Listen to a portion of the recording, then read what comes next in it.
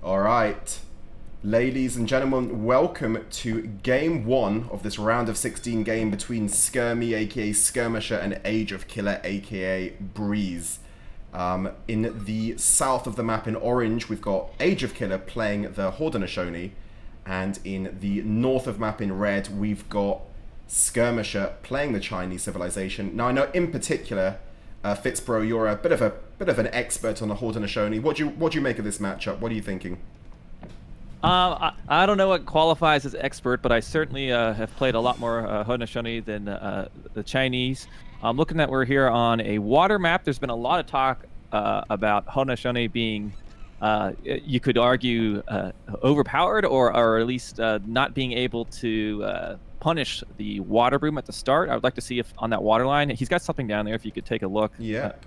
Down a little bit. Oh yeah, down here we are. Looks like does he have a dock? Yep. It's pretty standard to open up with a dock and at least four fishing boats to start off here. So it does look like he is going to be doing that. Now I would assume Skirmisher is going to expect that that's going to be happening, but it definitely is going to make Haudenosaunee a strong pick on this map. We've got let's see, 1, 2, 3 is at 4 whales in the water, so it could be pretty significant. So when the players have selected a deck, if you could take a look and see what what water shipments they come, that here we go. What do you make of that? Yeah. Now I don't usually have the in H2 the warship attack, but I think that is a strong thing to do if you're going to be contesting water quite a bit. He's got the 3 privateers or buccaneers. So yeah, pretty standard. Let's see what China has in his deck. Yep. Yep. So, and see, he's got. Yep, that looks pretty. I mean, looks pretty normal as far as what I would expect out of both players' decks for those for the water there. So yeah, we'll see how that comes into play and how China decides to react. So now, I mean, AgeOfKiller, who, I mean, I'm a little bit more familiar with, if I'm honest, in terms of gameplay than I am with Skirmisher. And I'll be honest, I don't think I've ever seen him play Haudenosaunee, so that's very interesting. I'm guessing this being a round of 7, you've obviously got to win with 4 different civilizations, so he's probably thinking to himself, if he can get this one out of the way early and get a win, it's going to put him in a really great position. And I mean, even if he loses, the worst case, it gives him the counter pick for the next match. Killing 2 of those yaks really quickly. Guess using those to try and get up nice and early. So yeah, very interesting. How's he doing on the water? Got his 4 fishing boats already out. So pretty interesting start. Nothing. Yeah, and I did see. You're talking about seeing AgeOfKiller playing the Haudenosaunee. I did see him play the Civ during that whatever that was 7-game Portuguese versus Kaiser the other day. He did play the Civ there, so I would assume he's spent a little bit of time practicing this for that matchup. And they're a really good Civ. I mean, all around, very strong. The Force Prowler being one of the best units in the game.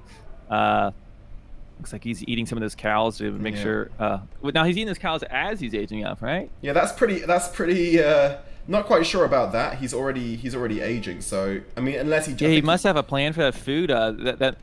Man, I usually you would see that maybe either right before age. So that's interesting. He must have a plan for that food, or maybe he just wanted to get out of the way and gather that food.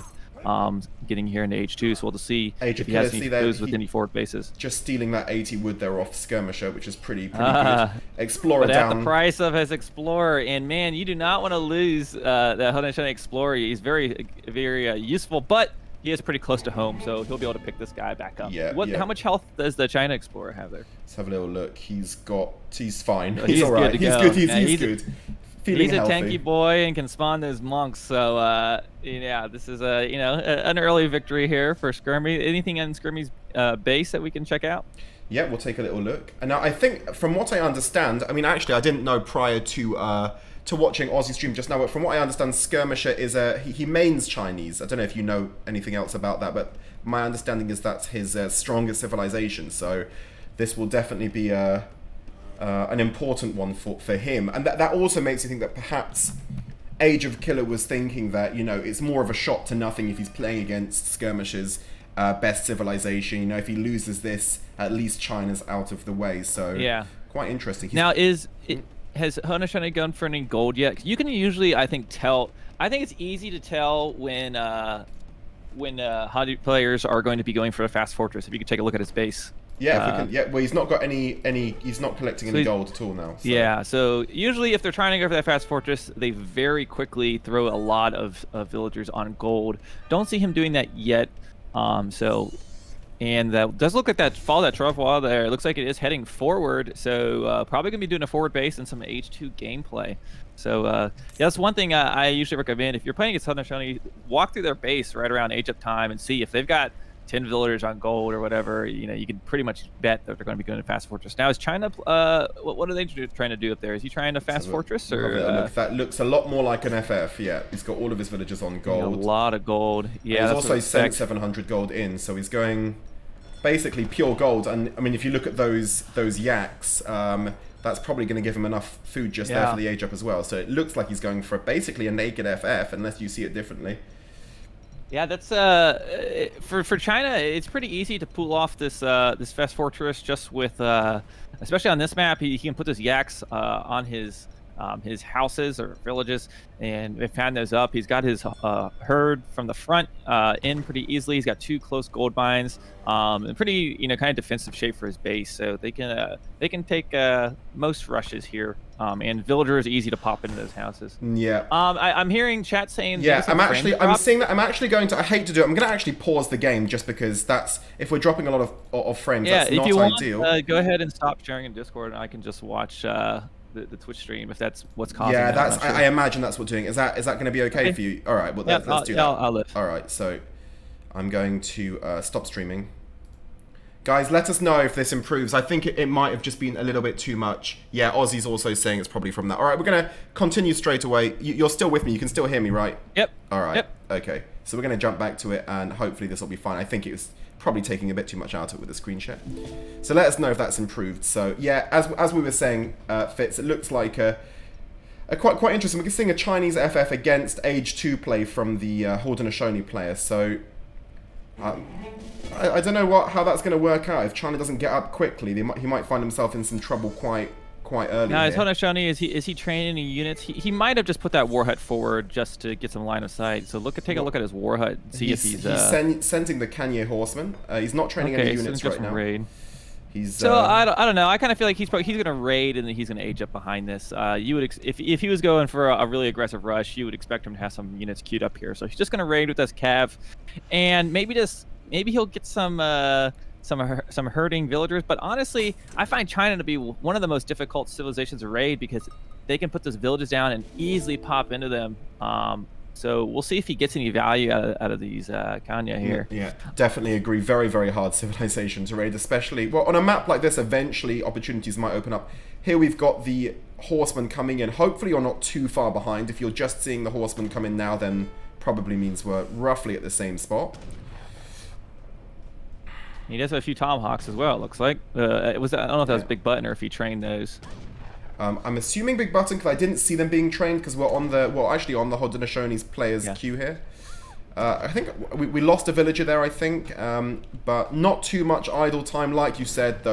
With those villages, very, very hard to raid. But now it could be his goal to just slow down this wonder building, because it certainly does help to keep them off of that wonder. And it does look the Chinese did send in 8 Shogunus.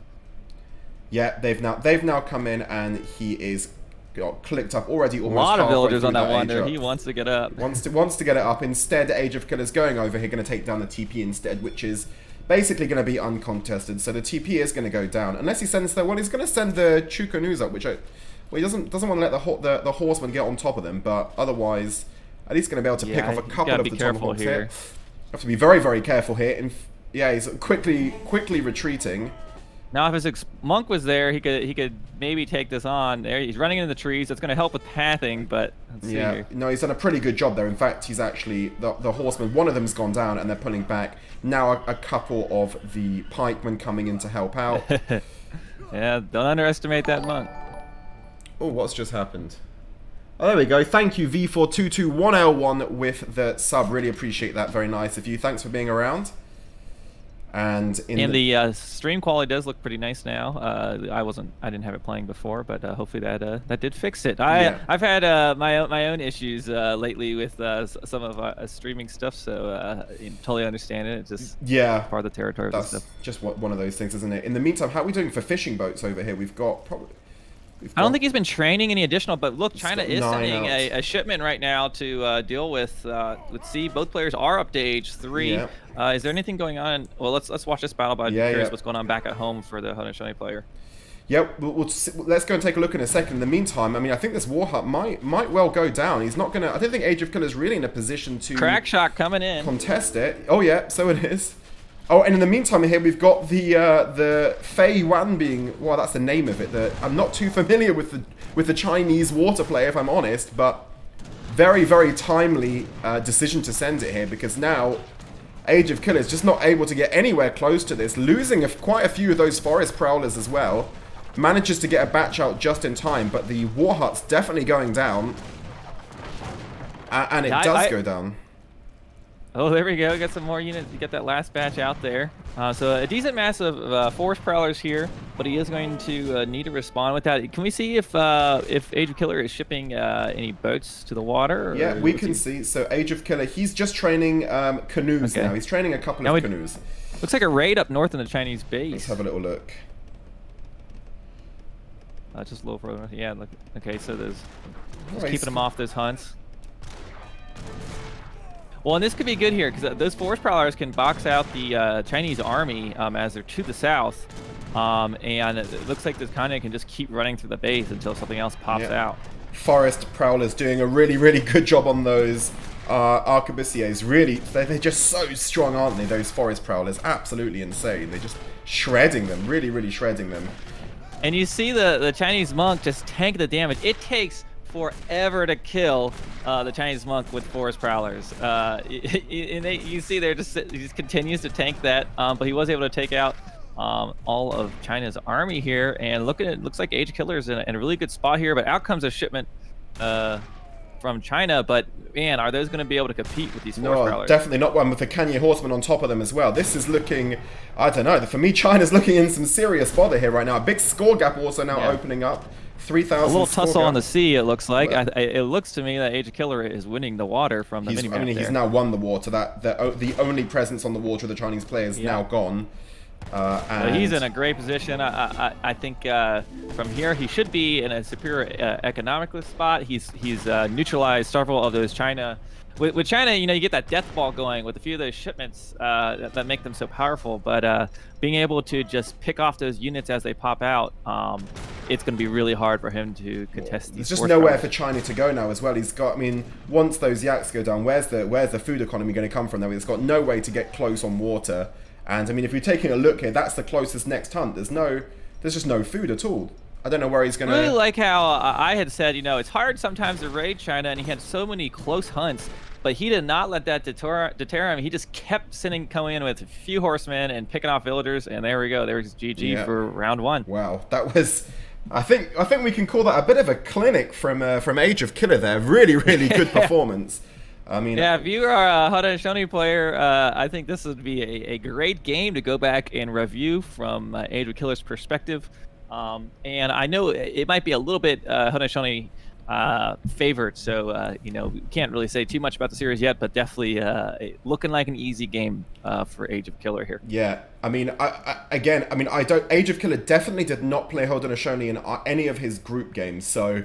I mean, he came through those pretty well, and if he's managed to get a win here with a civ he's not yet played in the tournament, that's, well, it's only going to bode well, isn't it? So I guess we'll jump straight into game 2, because who knows, just because this was quick doesn't mean it's not going to go into 7 long ones. It has happened in the past, but that was a very quick one. So should we jump into game 2?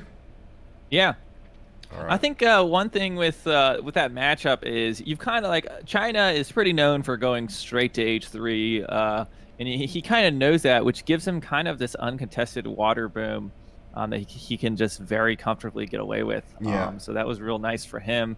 He never really had any threat to his economy, so China was always the one playing in the defensive there.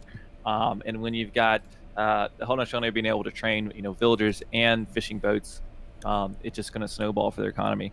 Yeah, no, definitely agree. He got in at the good timing and pulled it off. All right, well, I can see already that game 2 is going to be one that you're going to enjoy, I think, here, Fitzbro.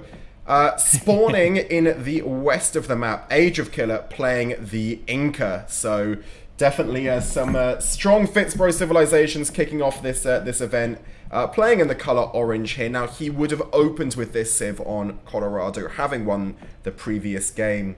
In the east of the map, in the color blue, is Skirmy, playing as the Indian civilization. So this was a counter pick. He would have seen his opponent playing Inca on Colorado and gone with that. What do you make of this matchup, Fitz? Personally, I've always thought India is one of a very well-rounded civilization that is, I see a lot of players at high levels using, and we've seen these in a lot of tournament games. Inca is always a little bit more non-traditional. Some might say a little bit of a gimmicky civilization. They can be very strong in certain parts. But we'll have to see. I think the cool thing about this matchup is we don't really know. Are they going to go for some H2 gameplay? Or are they going to go straight for Fast Fortress? This isn't like one of those civs where it's like, oh yeah, you kind of guarantee they're going to be going up here. So we'll have to watch them closely going into H2. That's for sure. In the meantime, I have just opened up predictions for those asking in the chat while Fitz gave us the lowdown on this matchup. So if you want to get some predictions in, go enjoy it. In the meantime, let's see if we can get any clues as to what's going to happen at this point.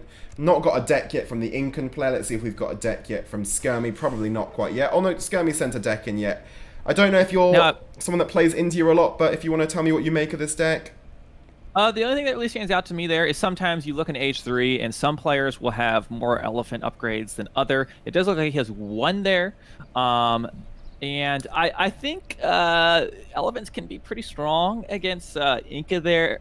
They actually can somewhat later in the game struggle against cavalry. So those jungle bowmen, they will absolutely melt if you get some of those Howdah, or not Howdah, but the Mahats on them. And now I just wanted to point out there for the beginning, for the Inca player, for those that are less familiar with the civilization, you saw him getting some gold. He goes for that Queen's Festival, which gives him 4 villagers to start out the game.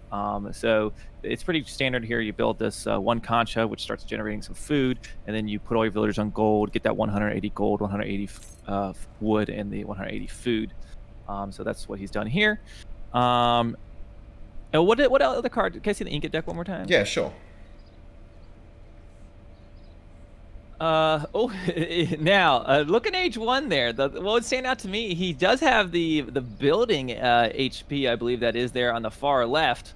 So it leads me to think that he's going to go for some turtling. What's that card he has on the far right on H2? Not recognizing that. That's Monumental Architecture. So that's another 45% hit points to buildings. And he's got the Stealth 4 to H3. So I would probably take a guess, and knowing how AgeOfKiller plays, particularly with playing lots of Portuguese, he's going to go for some turtling. He's going to go for a concha boom and just turtle up here for this game. Let's go back to the map and see what's going on. Yeah, that looks absolutely disgusting. He's basically going to try and build unsiegeable buildings, and it's going to get really, really gross. Yeah, we can start taking a look at what's going on here. Not got too much going on. We can see this Cougar's been picked up by Skirmisher, so he's off now with the Clubman and the Cougar with his elephant. So is that in-base aggro he's got there? In-base aggro, yeah, it looks like it. So, in fact, we can... There we go, yes, it's an in-base aggro. He's got 4 different explorers now, in a way. So, I mean, very, very quickly, if we take a look at his line of sight, he's the whole half of the map now he's managed to discover. Yeah. Going to take down this... a wolf pup now as well. So, he's going to soon have his 5th explorer, which is going to help him get a little bit of map coverage. Take a look back now and see what AgeOfKiller's doing. Sorry, go on. As far as like, okay, if AgeOfKiller is going off with this turtle strategy, which we can assume is likely what he's going to try, but you don't know. Sometimes those cards are in there. He may not decide to use those. I think India is as far as their siege war plan, could be in a better situation than some other civs here. When we look at H3. Siege elephants a lot easier to maneuver sometimes than trying to deal with your cannons unpacking and repacking.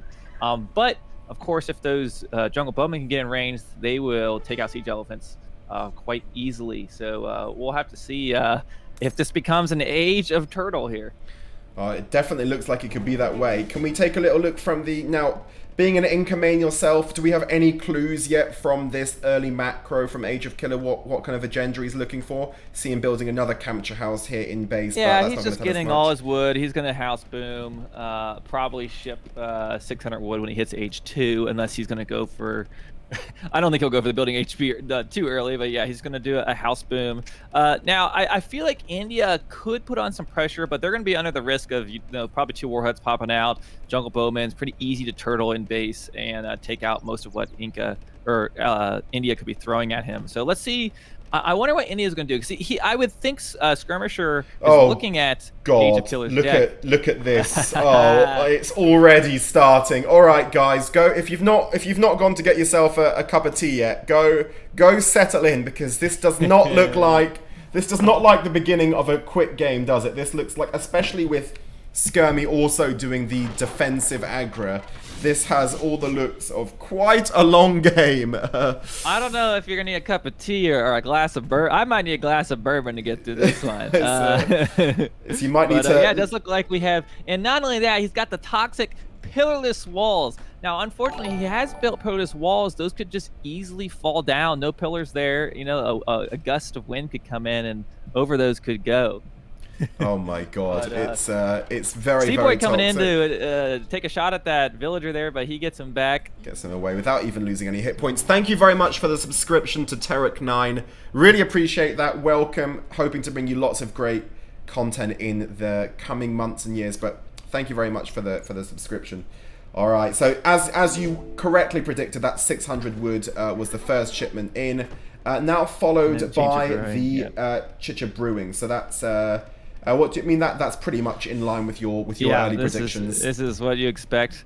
I think we're probably going to be able to single-handedly thank AgeOfKiller for getting the Inca Civ nerfed as far as their turtling capabilities, if this turns out to be what we think we're going to see. But let's see. Who knows? Skirmy might have something up his sleeves. He's probably, could predict that this was a possibility, and it was his counter pick. Maybe he's feeling very comfortable with this. What's going on in the India base right now? What shipments is he sending to respond? He's seen the walls. He knows that the turtling is happening. Well, he's got Diplomatic Intrigue there as his first card, and the Consulate going up. So I wouldn't be surprised if we see the Ottoman Consulate just to get those villagers out. Let's see what consulate option he chooses here. Yeah. I don't think he's planning on pushing in there with those few Gurkhas and Seaboy, and those 5 Musketeer are not going to make a huge difference pushing into that base. Musketeers aren't wildly amazing against Inca.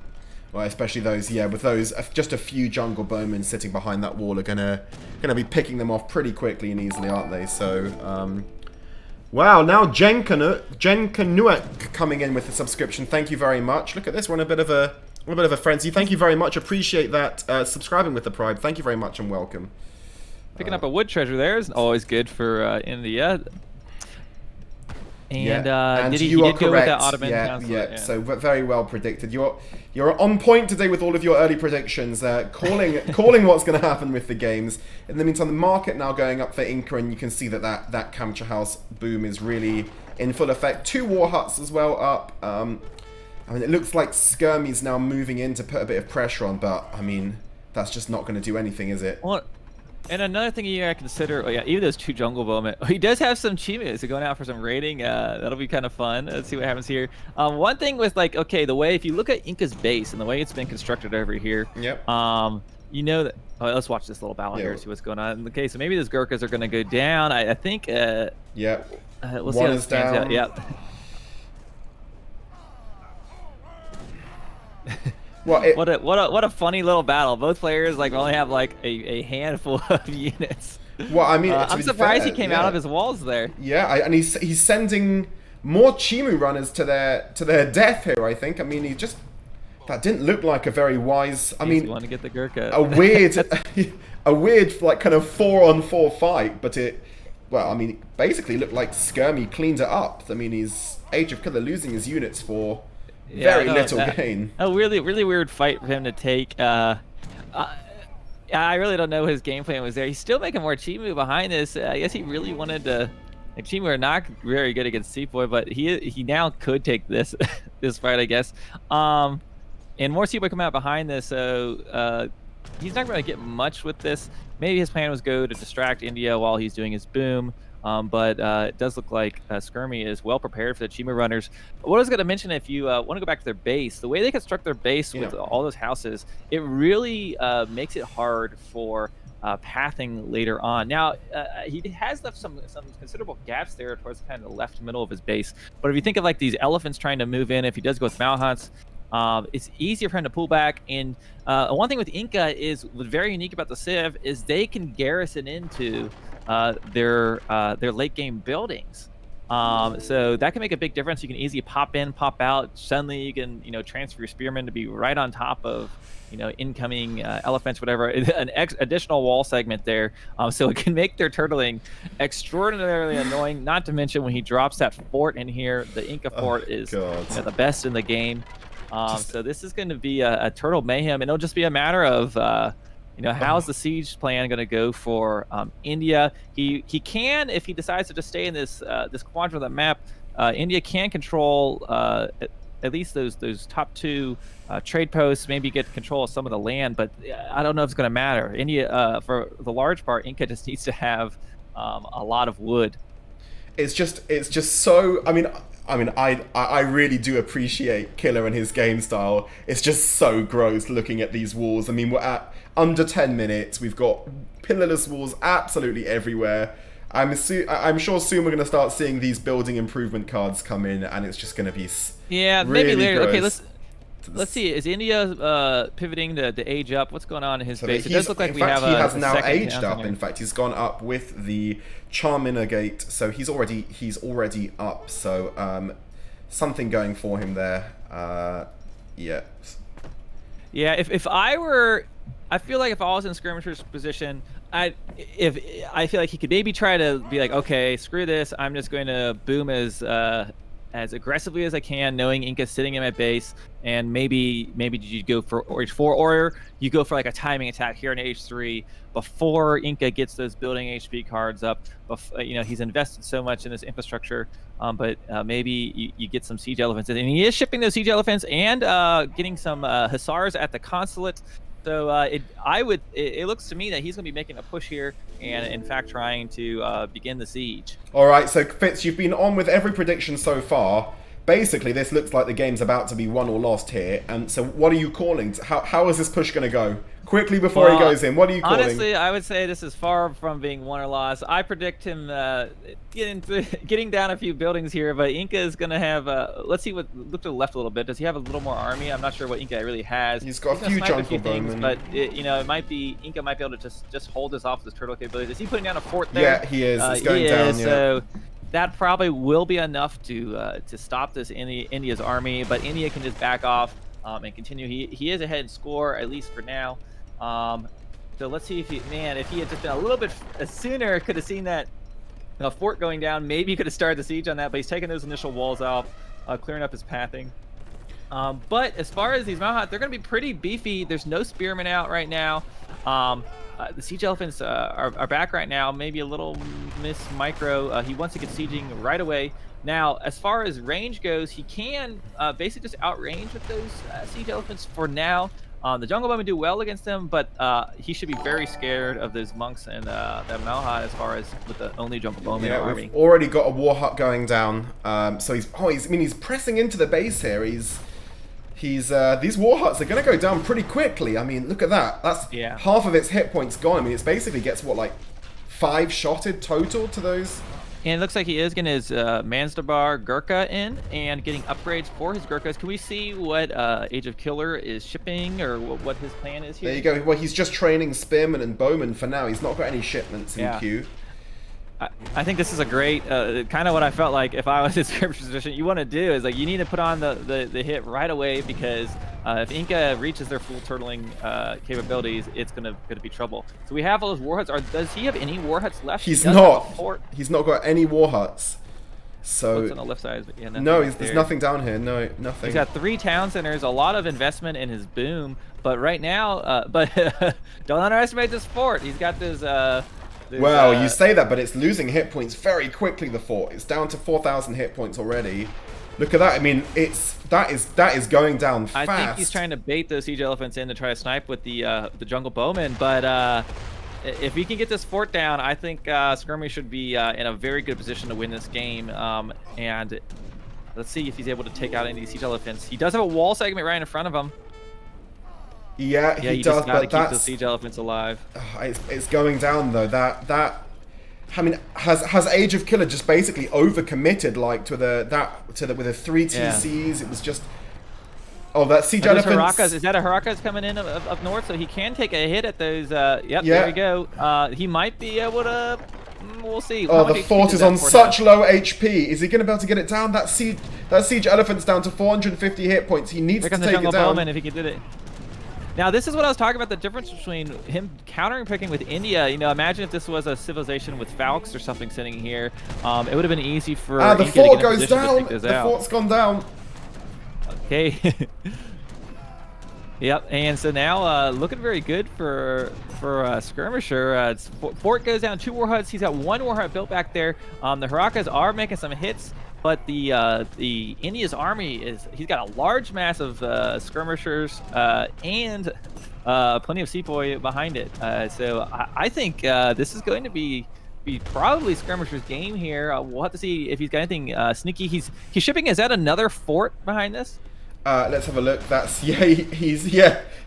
He's sending another fort. So I don't know I don't know how he thinks he's going to be able to get that out. Just having a little look at what's in front of us here right now. I mean, it doesn't. And I really I say hats off to Skirmisher. If you were watching, he kept moving those siege elephants back and forth as AgeOfKiller was trying to bait them in to hit them with the bow riders. Or not the bow riders, the jungle bowmen.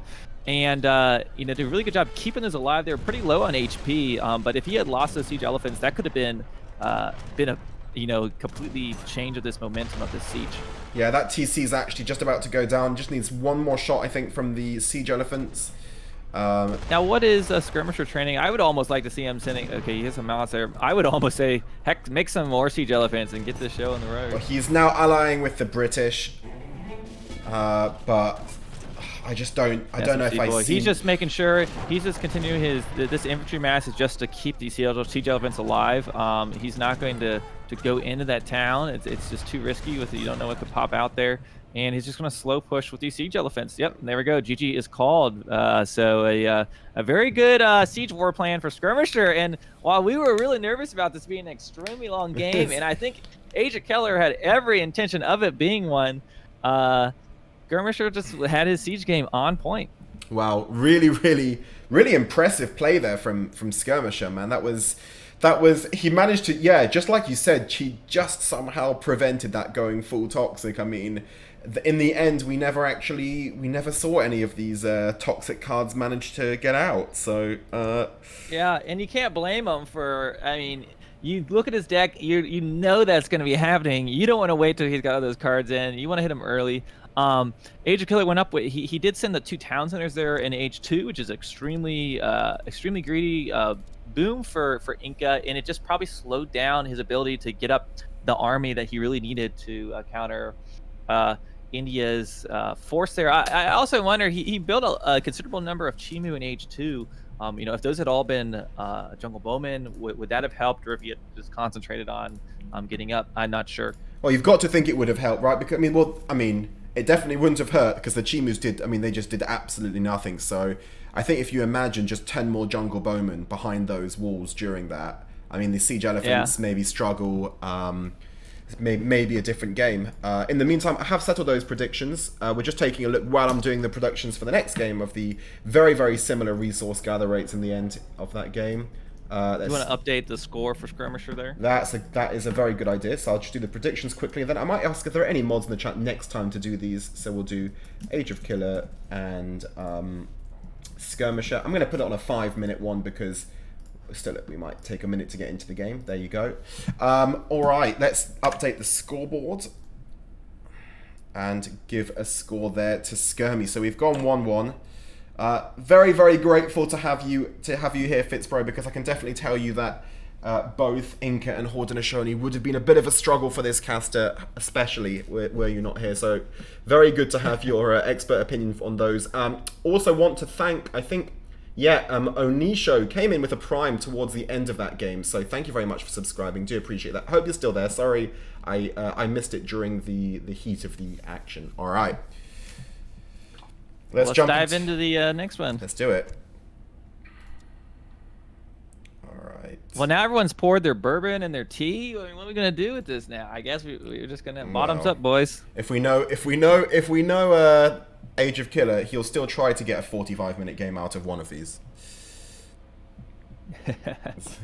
All right.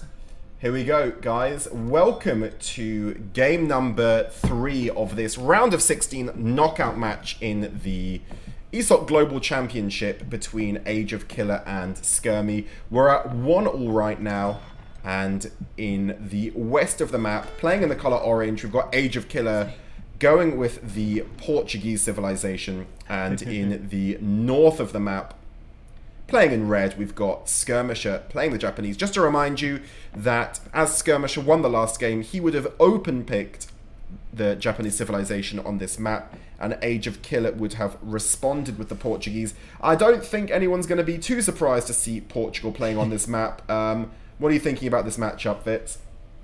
Well, I'm fairly certain this is AgeOfKiller's main civilization. There's been plenty of heated debate about the Portuguese and their power, especially in the recent days. And this game is going to be a battle of the Titans. We've got Portuguese and we have Japan, and there's a lot of players who still who think Japan is sometimes just as much of a strong civ.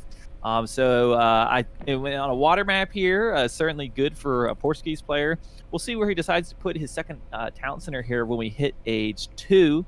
But yeah, I'm sure this will be a very OP game all around. Yeah, no, I'm assuming that AgeOfKiller would have considered playing Portugal on the first map, which is also very, very strong for Portugal. So, I mean, it looks like his gamble paid off, leaving Portugal available for this, obviously a very, very good map for Portugal, having got that first win out of the way with the Haudenosaunee. So that's definitely working in his favor. I mean, of course, Japan also, as well as being a very OP civ, are very, very good on water as well. Unsurprisingly, got that consulate down and allied with the Portuguese. So we're kind of seeing Portugal on Portugal in a sense. He's allying with his enemy. He's allied with the Portuguese. Man, that's a crazy call. And let's look at AgeOfKiller's deck. We do see schooners already coming in there. Yeah, I don't think to anyone's surprise. And there we go. Ooh, very, very wet. A very wet deck. And of course, the schooners is going to make it so he can easily start that water boom off. It makes his training of his boats much cheaper for his fishing boats. Let's see, we got heavy fortifications there in age 4, kind of what you'd expect here. And of course, that toxic colonial militia card there in age 1. What are the predictions for this game? Should have been: will we see town militia? Yes or no? And I think I'm going to put that on a 90% chance with Portugal that we see town militia. I put it on a 99.9%. There you go. Let's take a look at the Japanese deck in the meantime. A little bit, well, not really less water focused. Still a very watery deck, including the improved warships. Any thoughts on this deck? What's he have there in age 3? There, 3 from the right. I don't recognize that card. That exactly. Is the Inyo Rush, which increases the attacker of the Yabusamis. Yeah, there's been a lot of debate about the Yabusami and their ability to easy snipe artillery with their bows there. And so this could really help Japan here in this matchup. Take out maybe any organ guns, of course, as late game artillery, and certainly help him on the land battle here. Yeah, we're seeing the first deck go down, dock go down for AgeOfKiller. So halfway through transition, pretty standard. And I think we're soon about to see these fishing boats be sent out en masse. In the meantime, look what he's done over here. He's got a villager going to the very, very north of the map to build a dock, and he's going to start trying to get into Skirmy's share of the water as well. This is something we've seen a lot. I've seen a lot of top players' games is these early villagers that go across the map to build a dock. Because I think for a lot of time, I myself underestimated the ability of a dock to just, with itself, with a fishing boat in it, defend the coast. If he can get a dock down there, if Japan, starts to make some kind of push from his corner of the map, he could easily garrison fish in there, or fishing boats in there, which will take some shots at his units.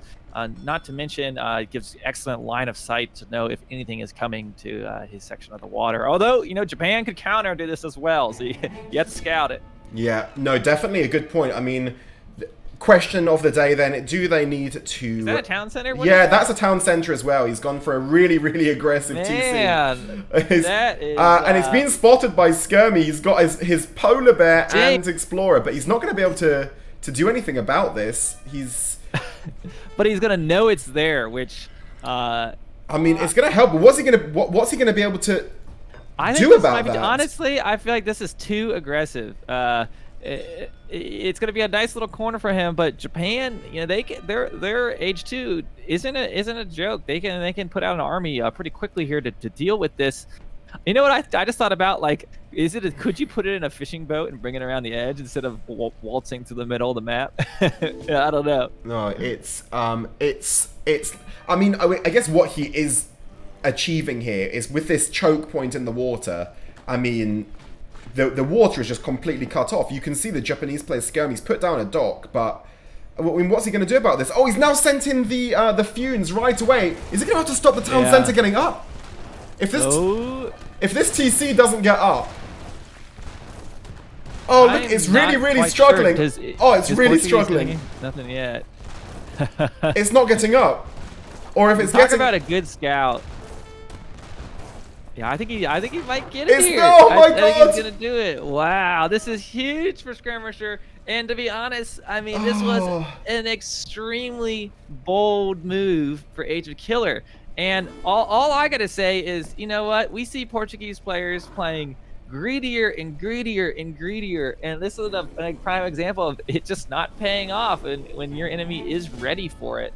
I'm quite surprised he put a town center that far from his base on a map like this.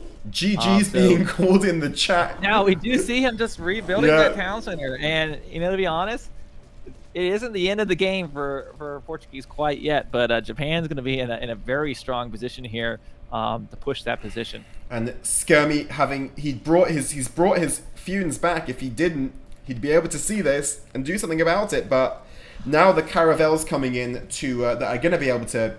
This time, I think it's fair to say the dog. What did he ship? What did he ship? The Funes are coming around again. Are they going to catch the next TC as well? They might. Have they? What was Skirmisher's second shipment there? I was kind of surprised he didn't. Skirmisher's second. He's not sent in a second shipment. I'm sorry, Portuguese. Yeah. Oh, the Portuguese second shipment. Yeah, their second shipment was the 700 wood. The 700 wood. Yeah. Yeah. So yeah, I mean.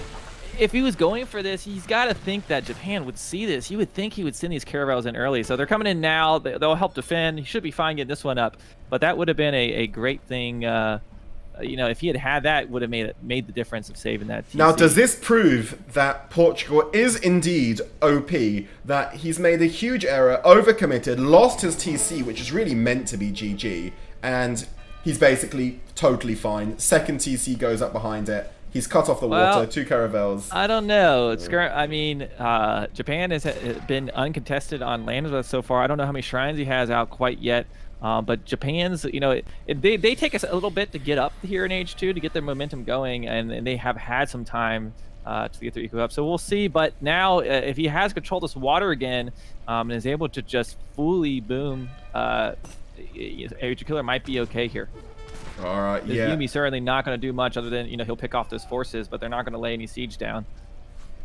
Yeah, I mean he's managed to basically take off all of the forces, but yeah, as you said, that's not really going to do anything to cut into the eco. But they are one-shotting all of those units, so he's lost basically all his units. He's now putting about 1 pike inside that caravel, but a little bit late for that. Maybe AgeOfKiller was just outsmarting all of us. His plan all along was to give Japan the confidence and letting him pick that TC, and that's why he shipped wood first, so he could just instantly build this this town center here.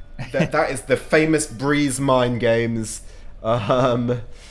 Famous going for the... Yeah, I definitely agree. He knew what he was doing. Let's... But look at that, you know, as far as that shrine boom goes, Japan's in a great position. Let's take a little look. I don't think he needs to be too worried. Can we see how many shrines he's got up? If you do the select all building, I don't know if you've got that hotkey, but... Oh, hold on. Oh, yeah, that's it. Is it? Oh, it's not working.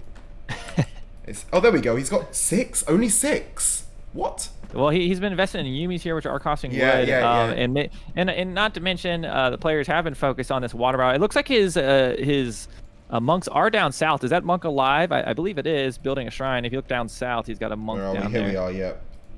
Yeah, up a little bit. Up at the star. The rest. There we go. Yep. So he's building shrines here. Yeah. So he's going to be fine to shrine this.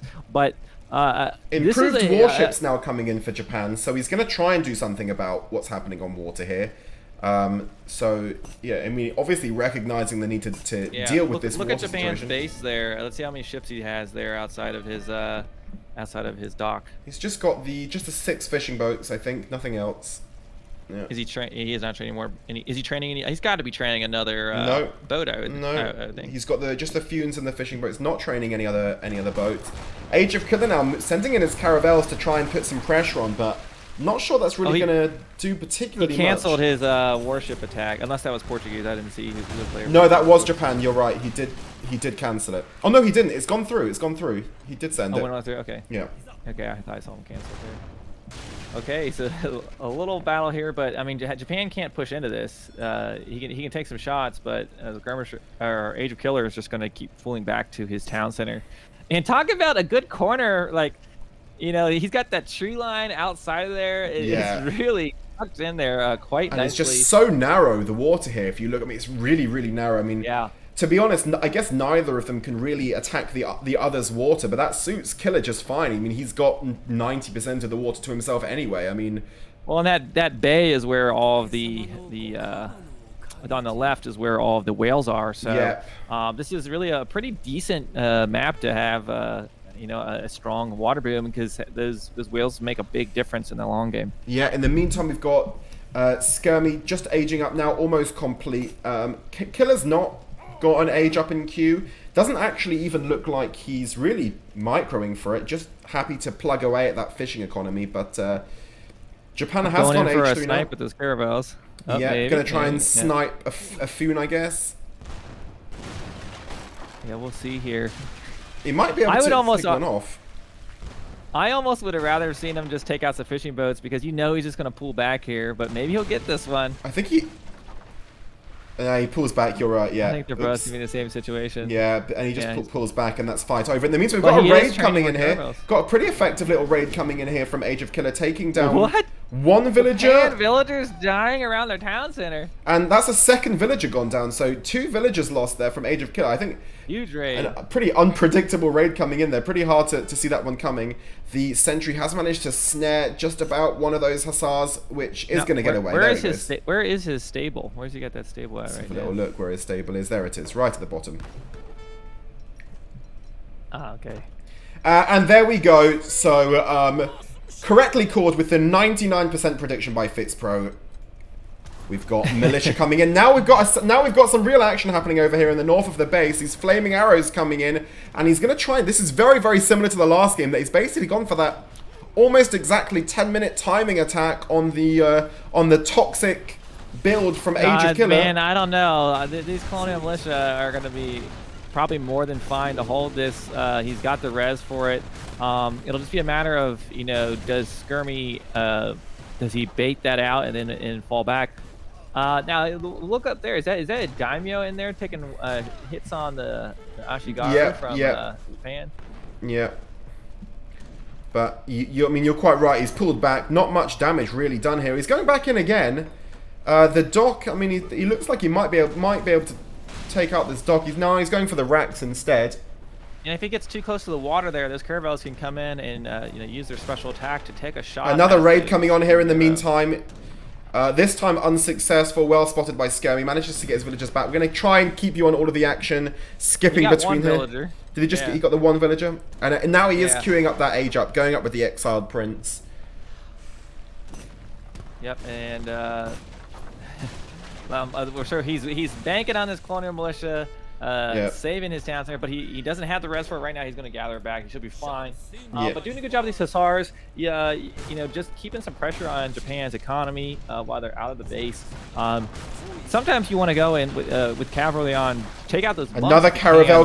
These caravels are going down very, very quickly. Oh wow! Look at that shot. He managed to double shot both the flaming arrows that go down. Oh, that's what I thought might happen. Oh, that's a huge, huge shot. Both going down instantly there. I do see a couple of comments saying we're focusing a lot on this spot, but I mean the game is at this spot. I mean there are raids going on, but I think the game is going to be won or lost based on this little section of the map. But I will try to go and show you these raids. I do apologize that we've missed a little bit of the action. In the meantime, these Ashigaris now taking care of the musks. They did manage to get down another one villager, but don't want to spend too much time on the raids, or else we miss those double shots on the flaming arrows. In the meantime, here we go. We've got these Japanese warships coming in. That's town center. Yeah, he's got a second town center. Going for a second town center, but it might be too late. The dock is going down here.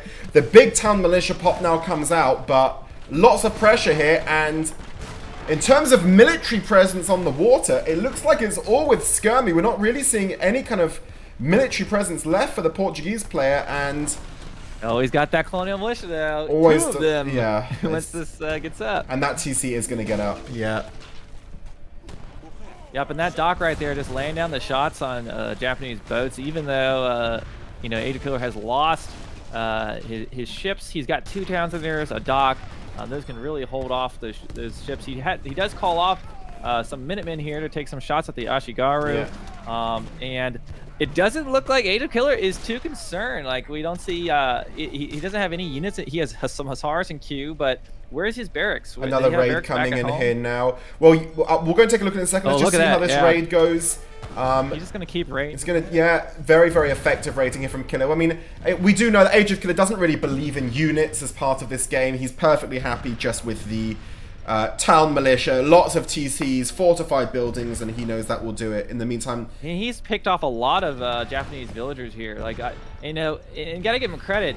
Japan is one of the hardest civs to raid sometimes there in their base, and he's just been taking off villagers. I don't know if it's just lack of skirmisher pulling those in from the cherry orchards, if he just really needs that res, and is just. Yeah, if we take a look here, let's go back to the water here. Lots more pressure coming for Skirmy. Now the frigate coming out from AgeOfKiller, which is very badly needed. But Skirmy's calling GG. Oh boy, there we go. And there we go. He saw the frigate, and that was just it. He just called it. Even losing that, losing that beginning town center, being able to instantly rebuild. Quick thinking for AgeOfKiller to throw that second TC down. But Japan just lost a lot of villagers, and now you have AgeOfKiller with plenty of town centers. He's producing, villagers, producing fishing boats. Just really hard for Japan to keep up. That was just, it just go on this map in particular. I just don't know how you beat Portugal. Basically, the worst thing that can possibly go wrong for AgeOfKiller is send your town center all the way to the north of the map and instantly lose it. And he still not only won, but he won, pretty handily. I think he felt okay during that. Aussie Drongo in chat, Port's definitely not OP. Yeah. So should we take a look at the villager? I think the villager graph is going to be really interesting here. Yeah, definitely not OP Portugal. You see? Now look at resources gathered. Look at that, and look at you were right about those raids. The flat line doesn't really do justice just to how powerful the raids were, but just the production. He hits 33 vills at 9 minutes and 33 seconds, and he never gets above 33. So for 6 minutes, his villager count doesn't go up. That's pretty amazing. Yeah. Resource gathered. Yeah, the Portuguese boom just taking off at that 10-minute mark. Yeah, that was was definitely a. I was so shocked to see him going all the way across the map. That first town center, it was such a risk, and then when he lost it, I was like, well, it looks like he just paid for it, but it didn't matter. He was still able to just build that second one down, and just keep that corner of the map. And I guess that was enough for him. No, but yeah, want to head into the next game? 100%. See. Few well-known names in the chat now. Hazza, welcome. Thanks for joining us. See a few people believing here that Skirmy did lose the MU micro. Very bad matchup micro from Skirmisher playing anything other than Sweden or Portugal. All right, let's update that scoreboard actually, because I did manage to miss that a couple of times already today. AgeOfKiller up to 2, so 2 victories away from a win in this series. If there's a mod in chat, I see Arias Dorino. If you don't mind taking care of the predictions this time, so I can, and the Jazz also in chat. If one of you can do predictions for game 4, definitely would appreciate that. All right. Well, we've had 3 pretty rapid games so far, so maybe we will be able to make it for dinner tonight. So. Now I wonder, like, I don't know for Skirmisher where Japan ranks on his civs. Obviously he was counterpicked by now AgeOfKiller has used, presumably his strongest civ. Portuguese is now done for the series. And of course Skirmisher can use Japan again. So I'm sure he is probably relieved just to know the Portuguese game is out of the way. And don't forget, he's still got China as well, which he mains. So I mean. Yeah, and they've both still got Sweden, so lots of good civs still to come, but I think Killer's used more of his kind of, well, he's used his strongest one with Portugal, so that will definitely work to him. Alright, gonna jump into game 4 here.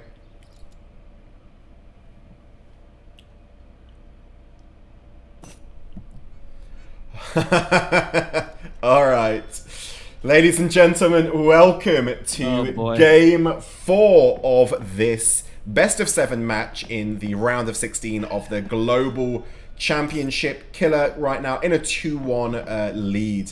Alright, and spawning in the west of the map in the color orange, we've got AgeOfKiller playing the notoriously underpowered Sweden. Counter-picking this pick with the also notoriously underpowered Sweden. This is the best way to beat Sweden, in my opinion. This is a smart pick from the players. How do you beat Sweden? With Sweden, civil unrest. And if we could get this prediction updated, I would really like to know, what do you guys think? Will Sweden win this matchup? Yeah, I mean, really we should have, I mean, mods have put it as Skirmisher versus AgeOfKiller. Really they should have done Sweden versus Sweden, but it's okay. In the meantime, so this is quite an interesting start. We're seeing actually a difference of opinion, which is, I think, one of the big differences right now in the considerations of the community regarding the Swedish meta. So we've got AgeOfKiller that's opened with the TP, the 1-torp TP start, and Skirmisher that's gone for the more traditional and I think earlier meta of the 2 torps. They produce quite different curves, so Skirmisher's going to have the earlier economy, going to age up definitely a little bit quicker with the food coming from the second torp. Probably means that AgeOfKiller is going to go for a 15 vil age up versus Skirmisher's 14 vil age up, but if AgeOfKiller can survive the first 7 or 8 minutes, that curve in eco is really going to take off, because generally the TP start leads into 700 wood, 600 wood, Engelsberg, blueberries, rather than 700 straight into Engelsberg. So yeah, what are you thinking about this, Fitz? Well, there's really one thing that's going to show me who won this game. Who got those middle sheep here at the beginning? Well, let's have a little look. We've got, so right now we in AgeOfKiller's base. He's got one of the sheep. They might have gone one each. Oh no. Skirmisher definitely won the sheep war. So he's on 3, so he did take the 2 in the middle of the map. Yeah, but this is just clearly demonstrating Skirmisher is the better Sweden. He's got more sheep. His villagers are going to be able to make it through the winter and eat comfortably. And there we go, picking up a food treasure in the middle map. He's just got the food. Now, I'm no professional, but I'm going to call it, Fitz, that the sheep war may have been won by Skirmy because AgeOfKiller was building a trading post, not looking for sheep. But this was, I think, a little bit of an advantage, which is actually a very good point, though. It's a very good point, because one of the costs of going for that TP start is basically, throwing the middle sheep. So, I mean, that's something you've got to take into account if you're going to do that. It just matters, like, if, how high are your do you value your livestock, for your town? I think keeping the people fed back at home is probably more important than trading with merchants. Well, yeah, I mean, but I think both in and out of the game, this is a very sentient statement. I mean, ultimately, You know, someone's. I don't know what we talk. Okay, right, what are we talking Oh no, about there's nothing else to cast. Okay, yep. Player 1's making Torps. Player 2's playing Torps. They're running around getting a few things. This is the difference between us. There's nothing to say. Let's look at the dot. Let's look at the decks. Let's see if both player has like the exact same deck. Let's go look. I'm so happy to see Sweden, and you're so disappointed. Like, what are they doing? Yeah, they're both building Torps. All right, we can take a look. We haven't looked at their decks yet. Yeah, look at the home city. Well, let's see. I bet you they're going to be identical. So this is actually they probably won't be identical because we've got AgeOfKiller here with Hacker Pellets, which isn't in every deck. So that might be. There we go. There might be a difference here. We'll try and remember this deck now. Go and have a little look at Skirmisher's deck and see if they're exact. They are not identical. They're not identical. He's got the 9 Caroleans and the light gun carriages, and he does not have the pikes. So a little bit of a difference of opinion, but not that significant. In the meantime, we've got treasure hunting over here for that 40 wood. Didn't have the correct shot, so they're gonna. Some goats down there, bottom left. Orange got lots of goats. Where are we here? Oh yeah, he's herding them over. 3. So AgeOfKiller's about to even up the. They're not. Oh, they are goats. I thought they were sheep. They're goats. Quite right. So he's about to even up the goat war. The goat war with that. See how they're both doing in their top populations. I mean, well, we do know Skirmish is going to be ahead. So Skirmish has got 6, and AgeOfKiller. Well, he's got 5. Sorry, and AgeOfKiller's got 2. But that's pretty normal because of the trading post. But when that 600 wood comes in, he's going to catch up. So Skirmisher getting his age up significantly ahead of AgeOfKiller. Again, due to that trading post, he's gone up with the 15 vils versus the 14 vils.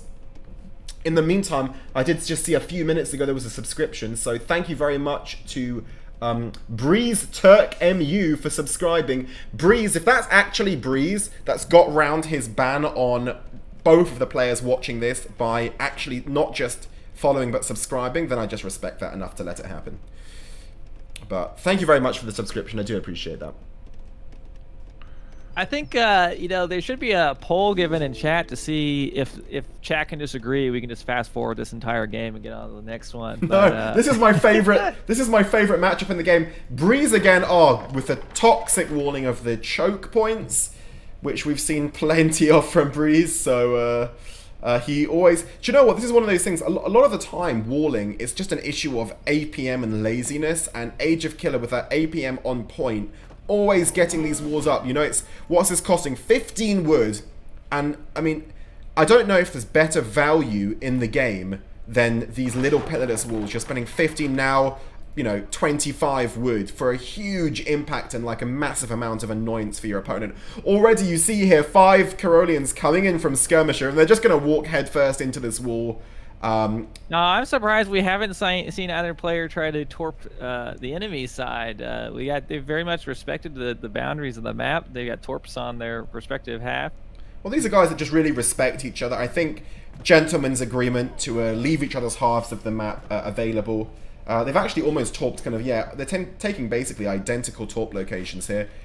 Pillarless Ward's going to die up quite quick. Let's see. Engelsberg now coming in for Skirmy, and the 600 wood coming in from AgeOfKiller, who's almost immediately going to be able to send in the Engelsberg behind that. But as predicted, so Skirmish has basically got to go super offensive here because that curve, again, because of the TP, is really, really going to pick up very, very quickly in the middle game. So Skirmish is going to try and get in right now and do some damage. Let's see. In the meantime, AgeOfKiller also now training Caroleans. He's going to have his batches out in time here, I think.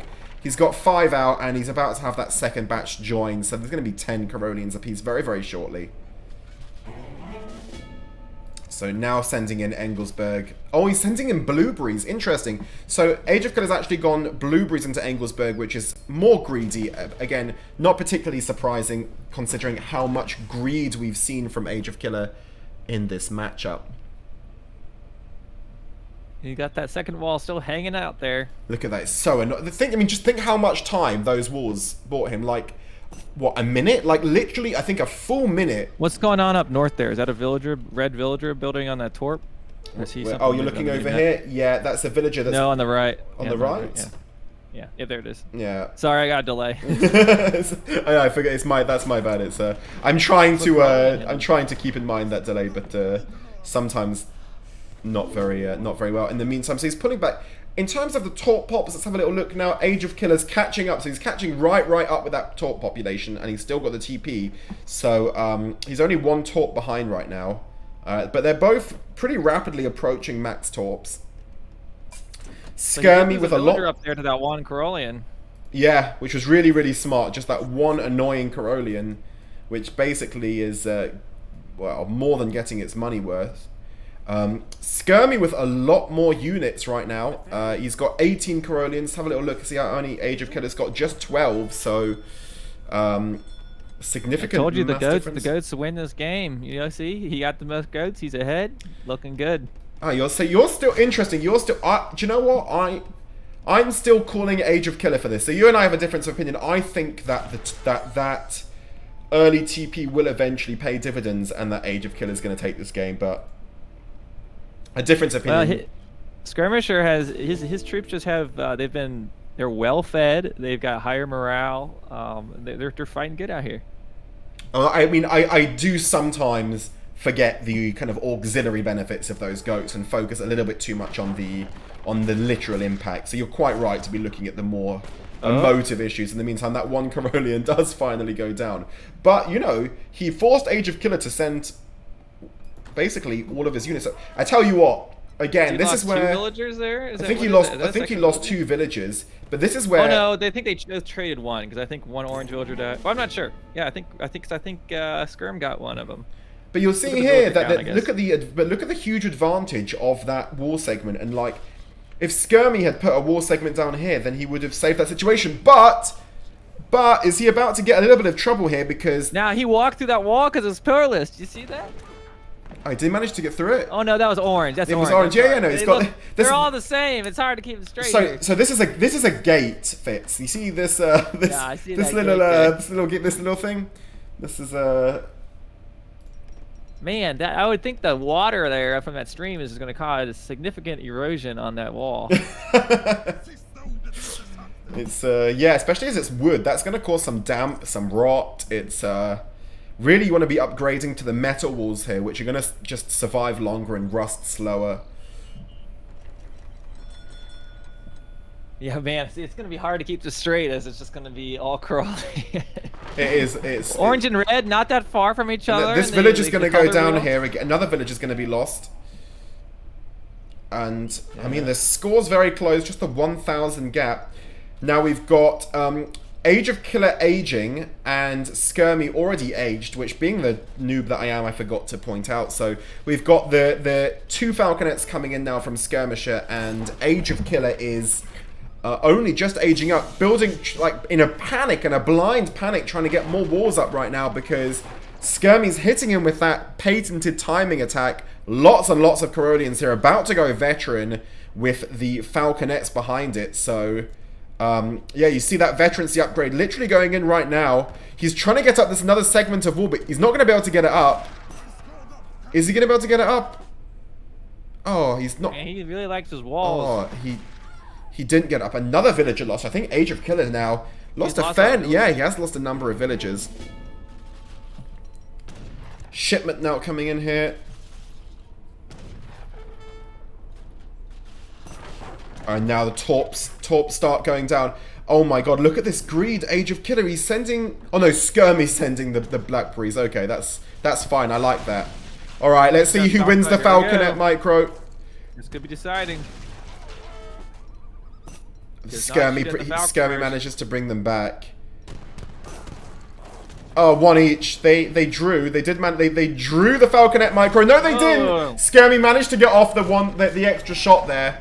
And I tell you what, AgeOfKiller now might be in a bit of trouble. I mean, he's way behind in mass, eco behind, 3,000 down on score. Fitzbro with a good track record of calling these predictions correctly, and too early to say, but this definitely looks good right now for that. In the meantime, a little bit of a mini war going on over here, but what is this?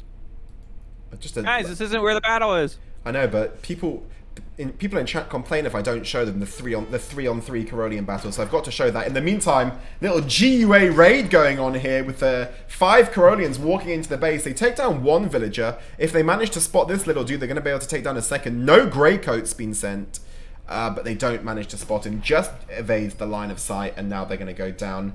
You're not missing any other action on the map right now, apart from that these Caroleans are going to get chased down. It looks like Skirmisher is getting ready to go Age 4. What's AgeOfKiller doing? He is. So Skirmisher is already... They're both AgeOfKiller's actually going to go 4 before Skirmisher. But, I mean, it's almost identical, so it won't really matter. They're both going to go for the Sphere Wind Guard. They're going for that GG button. For the GG button, but I think... With them both pressing it at the same time, I think it's not so much the GG button as the wet noodle fight button, a term I recently learned from, I think it was Vividly Playing, where the units basically... I don't know. I think if once they both get this shipment in, both players should receive a loss on the scoreboard, and we should move on. We're just gonna... Should we just keep this? We're just gonna keep this at 2-1 to AgeOfKiller. In the meantime, Skirmish has got these Caroleans down here, just being annoyances, taking down these Torps. And a few Caroleans going to go over and do that. But, you know, it's not going to matter because they've done their work. These 6 Caroleans taken down 2 Torps. And they'll be able to get back in time. The score gap has closed a little, down to 3,000. But in the meantime, while AgeOfKiller's mass is over here dealing with these, you can see right now that Skirmy's considering going in, but then pulls back. So, did think about going in, but now... What's the total population of both players here? I'm kind of curious. All right, AgeOfKiller with... So we've got Skirmy with 92 and 71 for AgeOfKiller. So significantly more population overall for Skirmy. Yeah. Yeah, significantly more for Skirmy. I feel like Skirmisher should be in a good position to win this game if he can control these armies here in Age 4. The walls don't seem to be causing too many issues for him. No, they are going down. I mean, they've bought plenty of time, but again, AgeOfKiller playing quite greedy. Score gap going up to 5 now. Both go 5, go Age 4 almost in simultaneous timing. Guard Caroleans sent for Skirmy. They've both queuing Guard Caroleans. Literally, those upgrades are going to come in at the exact same time here, and we're going to see the big major confrontation. But we've got 3 Falcons on 1, so.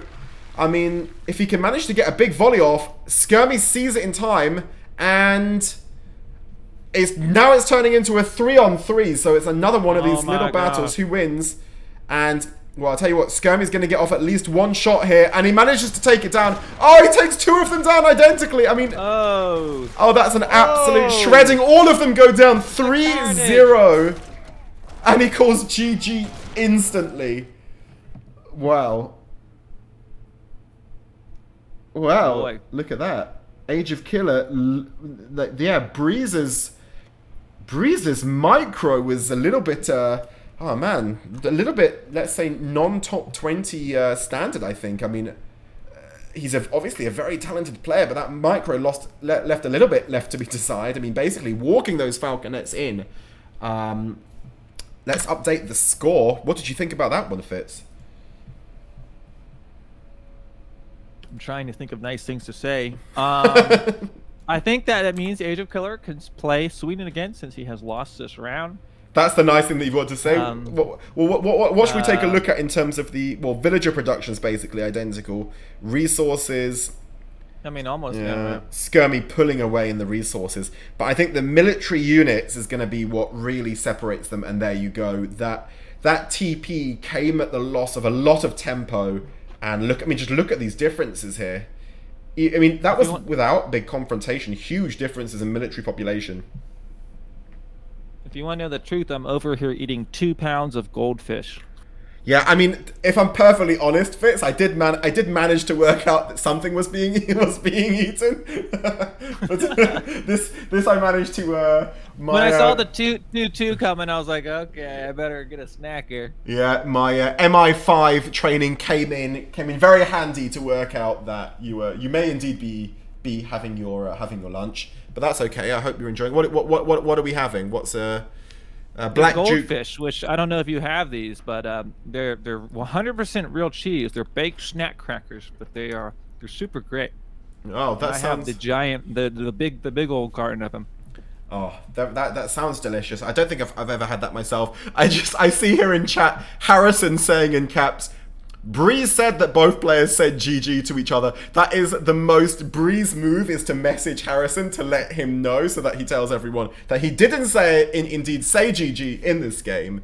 That's good. It is good. I know. I like it. I love that. Breeze wanting everyone to know that he did indeed wish GG, which I do believe to be the case. All right. So we're at 2-2. I mean, we've had a pretty good series so far. Let's have a little drink. All right. If someone can fire up predictions for game number 5, we'll be appreciative. Well, we're guaranteed at least to see 6 games today, maybe even 7. But they've not been too long. Hopefully, we're going to see a little bit more Sweden still, because we know how much you like that. And let's do this. Can't wait. Make sure I'm going to get this right. This is game 5 now, right? Yeah, game 5. All right. Let's not mess this up. Here we go. Okay, I put down the goldfish. I'm ready. All right, ladies and gentlemen, welcome to game number 5 in this best of 7 match in the ESOC Global Championship between AgeOfKiller and Skirmy. It's a knockout match with the loser going home tonight, or staying home because they're probably playing at home.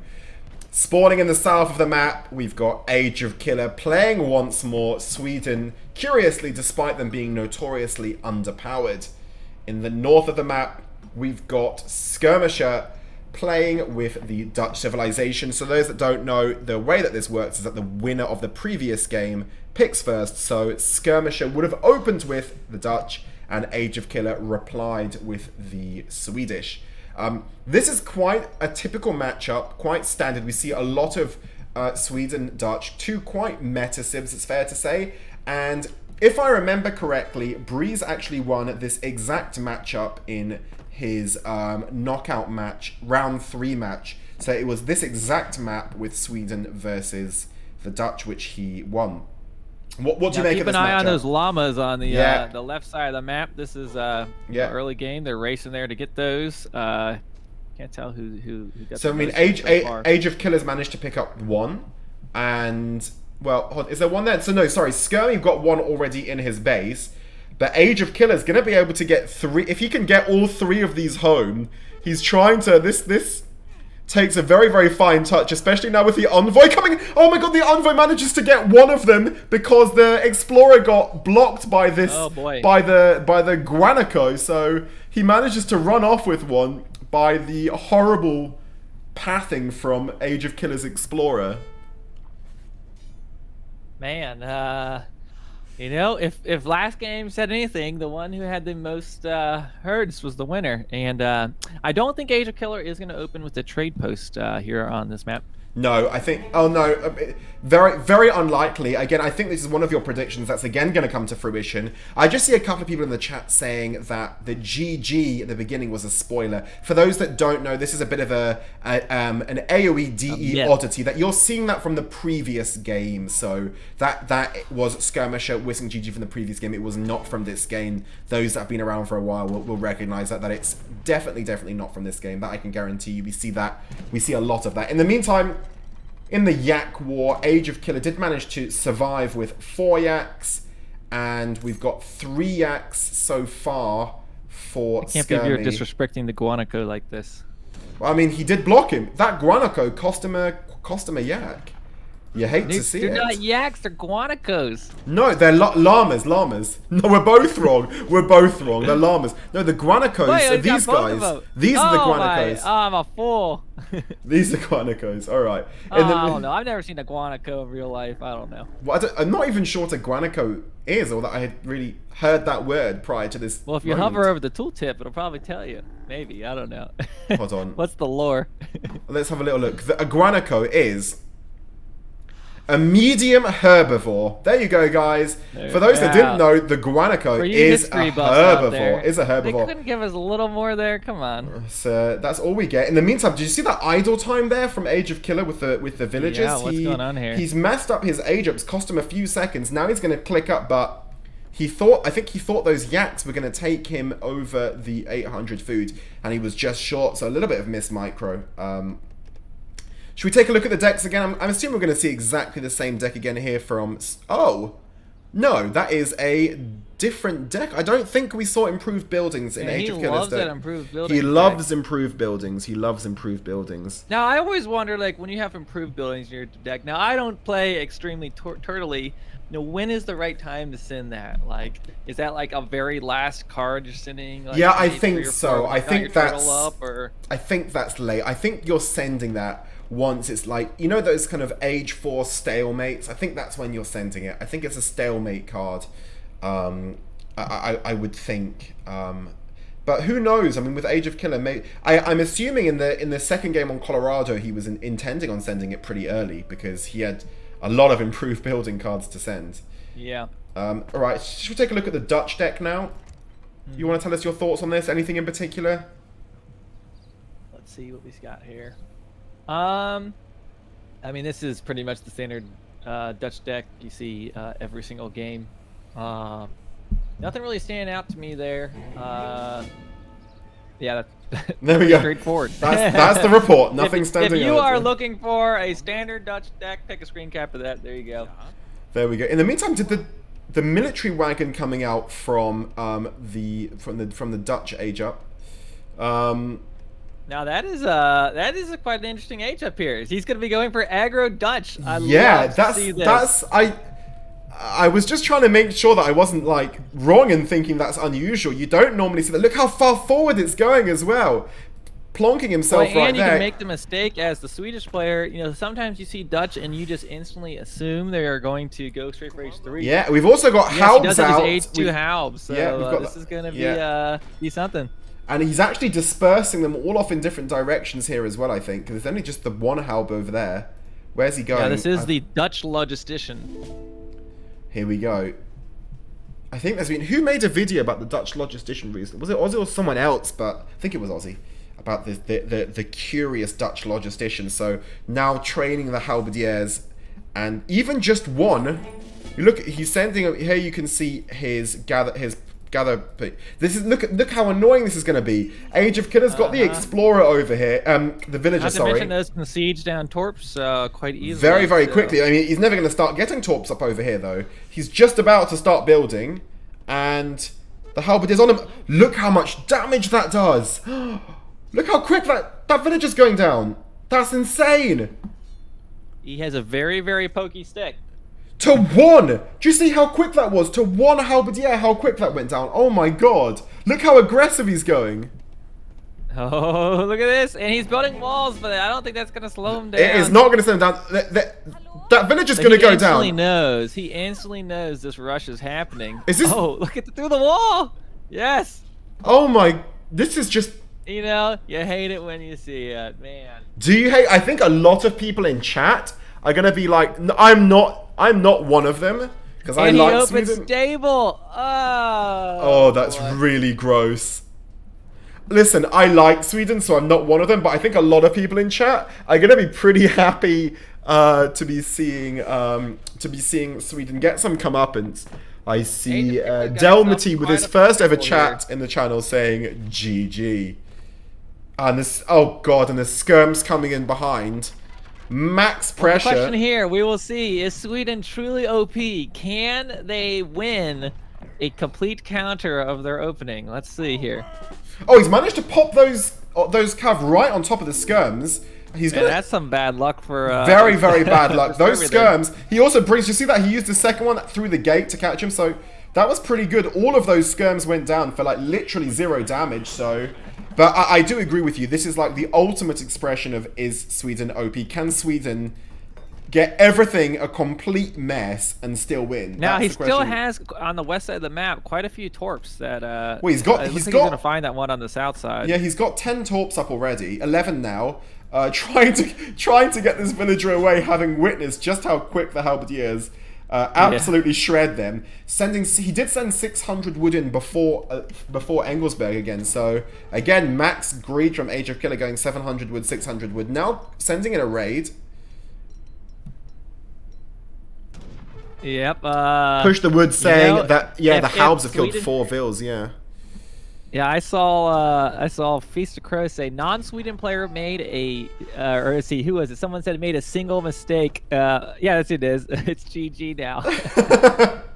Yeah, I mean, they say Sweden's quite forgiving, but are you trying to tell me that, you know, people say Portugal and Sweden are forgiving, but just because Portugal loses its TC instantly and wins, and Sweden gets everything wrong and opens Cav into Halberdiers, just because they both still might win, doesn't mean they're OP.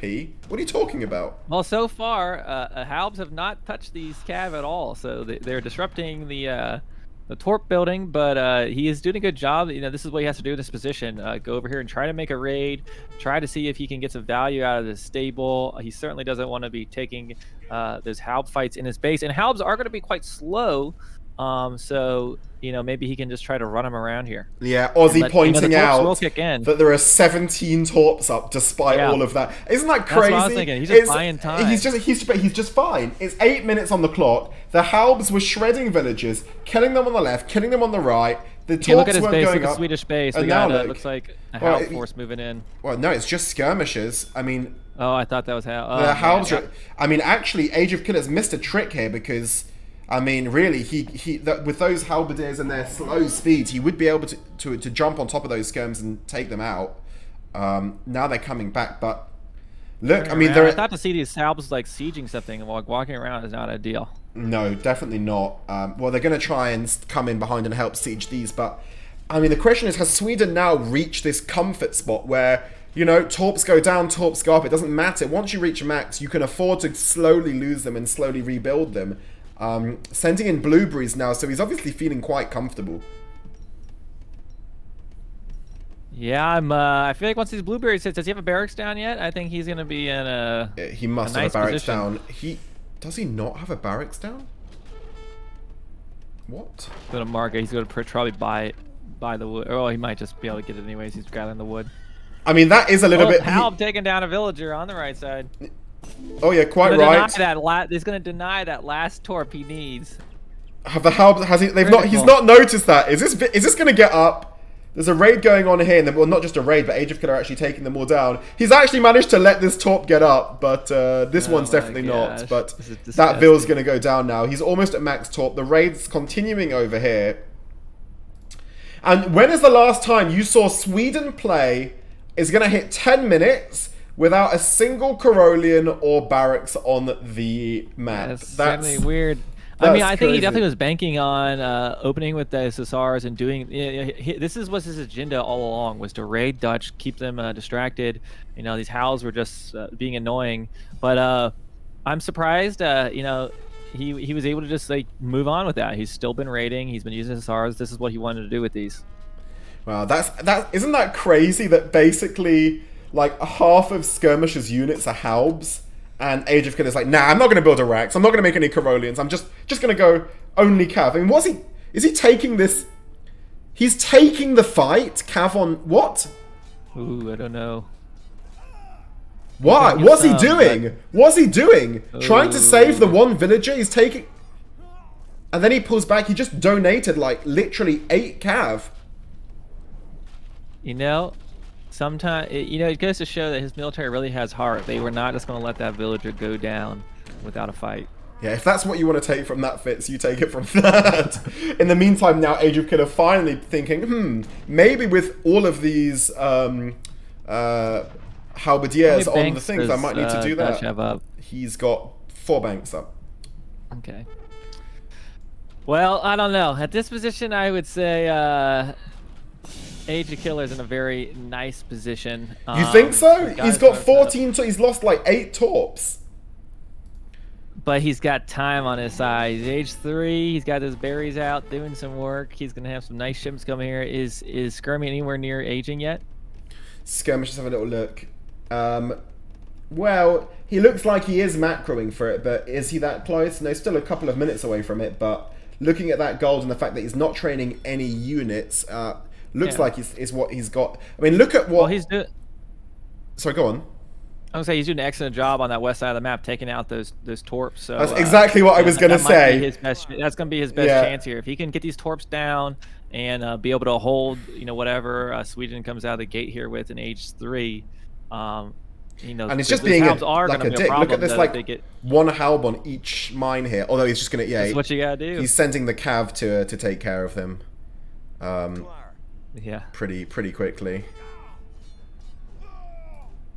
But Yeah, these torps are gradually going here. down. Let's have a look at the torp pop. It's not going up. I mean, it's stalled.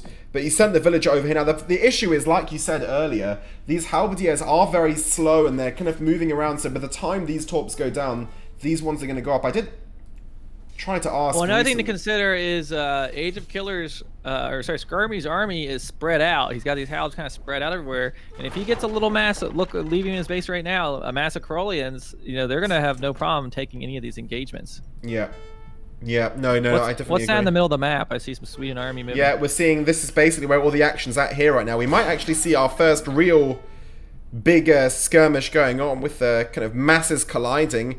But this is a very pro-Sweden mass, I would say, with the Corollians going to make... He's still got 150 torp population as far as right now. Yeah, very good torp population.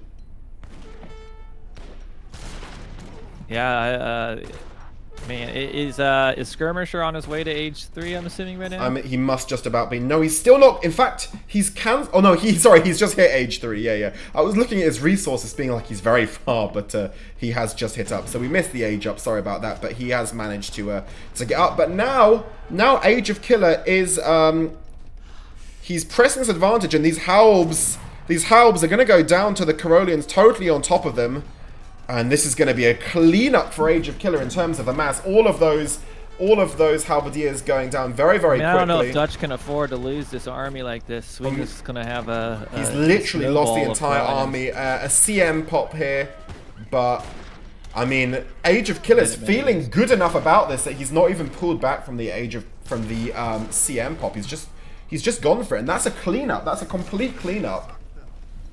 Well, and he can go around, he can retorp. Does he have any villagers out doing that already? It looks like he does. Yeah, he's got a villager over here doing that, which he needs to take care of this. He's going to just lose the villager straight away.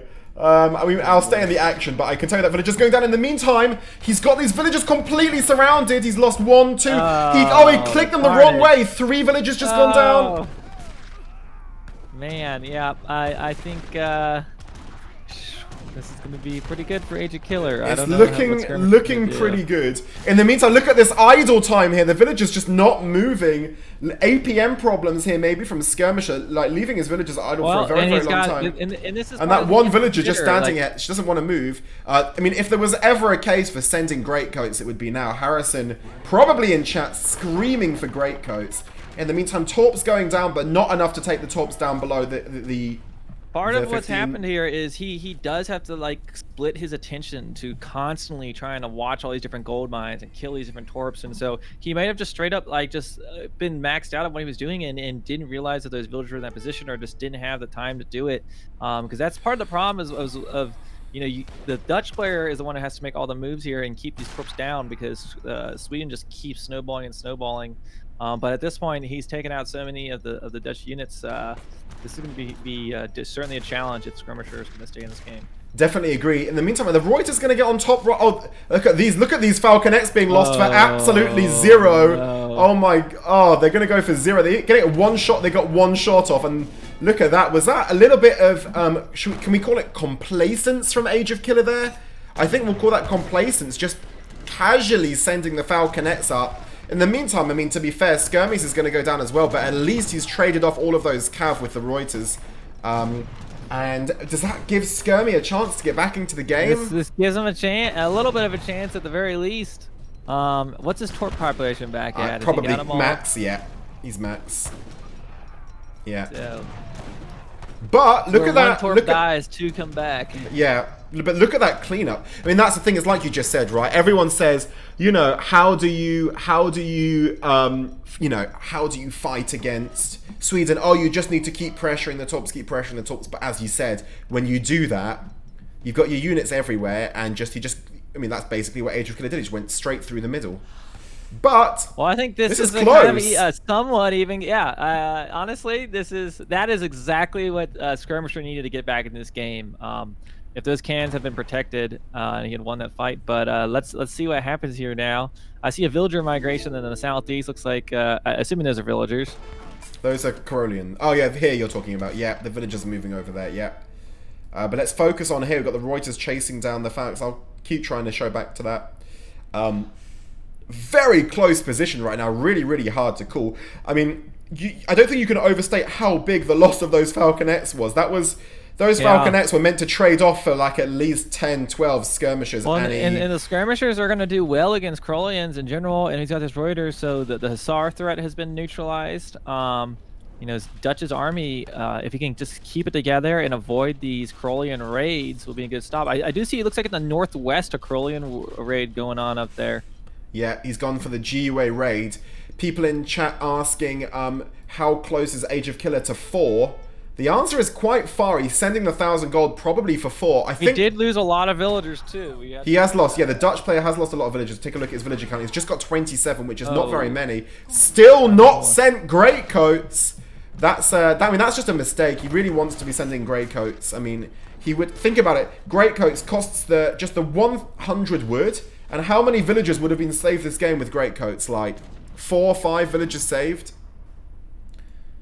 It certainly would have helped a little bit here, but yeah. So now he's doing these. He's got these Corollians kind of running all over the map, sieging random things, attacking villagers. Yeah, he's trying got a lot of Hussars.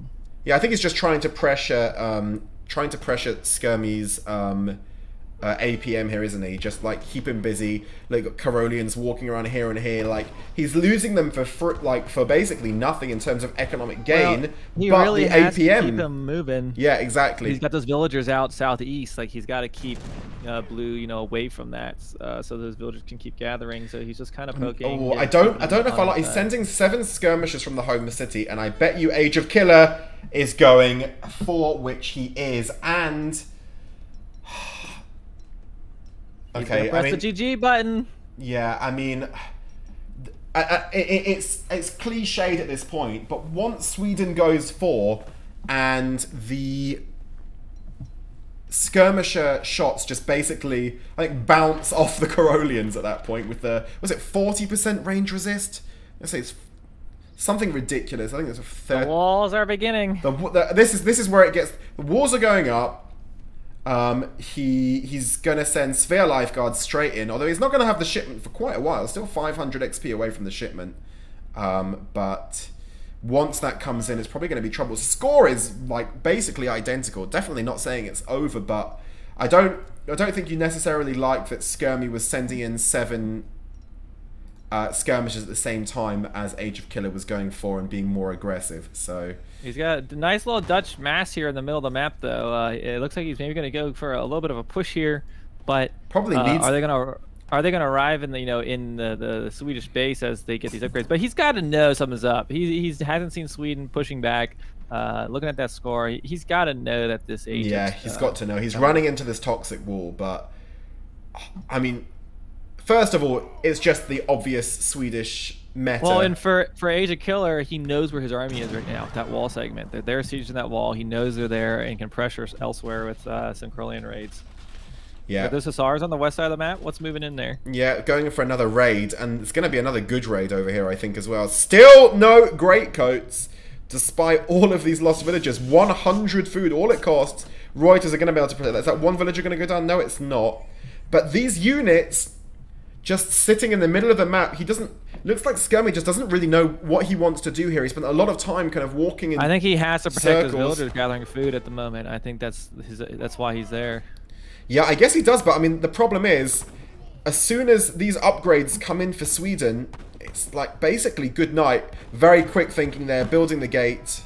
Oh, this is nice though, because the only countries got to try and deal with that are these Cav, but those villagers are all going to go down. There's Halb's doing some work over Halb's finally doing some good work. Good little choke point here. A few Reuters being lost. Yeah. This is really, really hard to call. He's actually sent the Mamelukes in instead of going for the Sphere Lifeguard as first shipment, which I think I like. I think that's the correct call. Because he's just going to force the Reuters to basically exclusively try and focus down those Mamelukes. He might have enough cav. Does he have, how many halbs does he have? I see 5, but that might not be enough. He can clean up the skirmishers. Yeah. And the Corollians obviously will do well against the. And he is going to have all age 4 units versus age 3. Is skirmisher aging? Skirmisher, I don't think so. No, he's not. He's sending in infantry combat, but not aging. And, I mean, extremely far in terms of the macro away from aging. So, the longer this stays an Age 4 fight, the better it's going to be for AgeOfKiller, isn't it? He's now a little score gap finally opening up. Those halberdiers, boom, going down very, very quickly. And I think Skirmy might have just been a little bit too passive in the middle part of this game, standing in the middle of the map. There's no point having that huge. Is there an artillery foundry down for Skirmisher? Probably not. Yeah, he's had one open the whole game. Yeah, he's gonna be facing 2 Falcons. He's gonna be facing Mamelukes, Hussars. So this is gonna be a very tough fight for him. Are we going to call it tough or basically impossible? I don't think... I don't... Like, what is the... He's got here, Falx, a huge, massive guard Corollians. If he can micro back and stay out of the Falx range, somehow snipe down these Mams with the Reuters. But are they going to get trapped here? Well, he can escape across the water. I don't know. This... I don't think Dutch can take this fight. But I mean, I don't. Does Dutch even have a way into this? I mean, Sweden's just going to keep scaling right now. He can send the factories and be greedy instead of Sphere Lifeguard if he wants to. Skirmish is getting some quite nice little hits in there. He's getting his arsenal upgrades for his cav right now. Yeah, I mean, those Mameluke are gonna. Oh my god, boy. They're gonna get very, very tanky. Very, very tanky. Man, a lot of skirmishers going down here to these Falcons. Yeah. They continue to take shots. He needs culverins, but yeah, he's lost so many skirmishers. I mean, the mass has been depleted horribly. I think at this point Skirmisher is just helpless. You can't. I mean, how do you take on this army with what he has? He just doesn't know what he needs to do. He's trying to gather food out there. He's got a few villagers.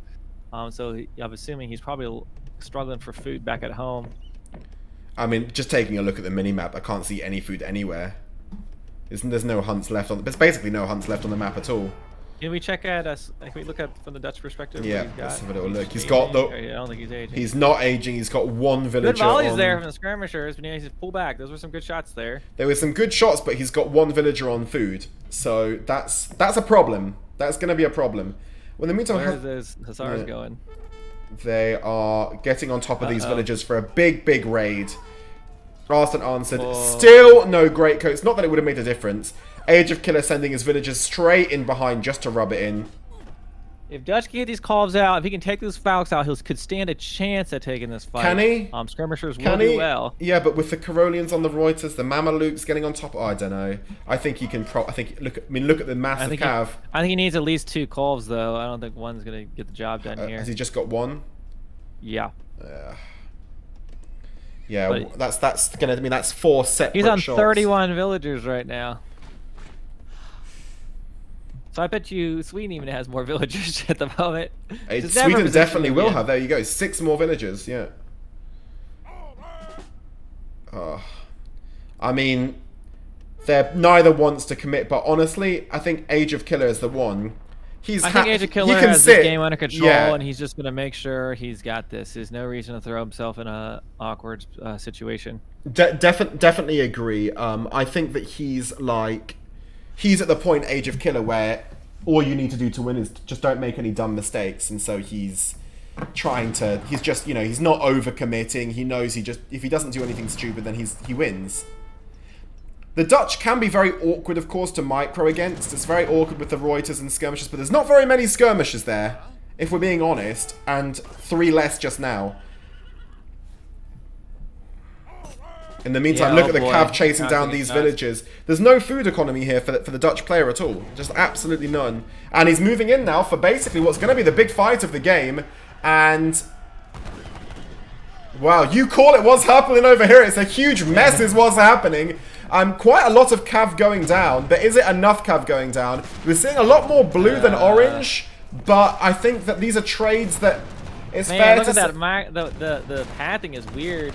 I mean, they're taking the fight in this tiny little choke point, but this is probably a fight that AgeOfKiller can afford to lose, whereas Skirmy can't. And there's loads of Reuters there, but there are very, very few skirmishers.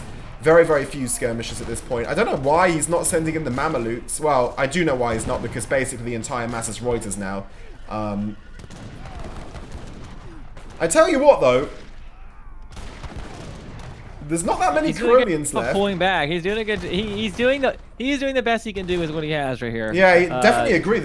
I said there weren't very many skirmishers left, but I mean now there aren't very many Corolians left. I mean there's only like how many Corolians are there? Let's take a little look. Here come the Mameluke to bring the pain train. There's 22 down, but there's a lot of Reuters. The Reuters are basically kind of the cannons are out of the picture. They're too far Cannons back. are not where they need to be, and there are not enough Corolians, if we're being honest, as well. There should be some more Corolians here. Looking at that Reuter mass,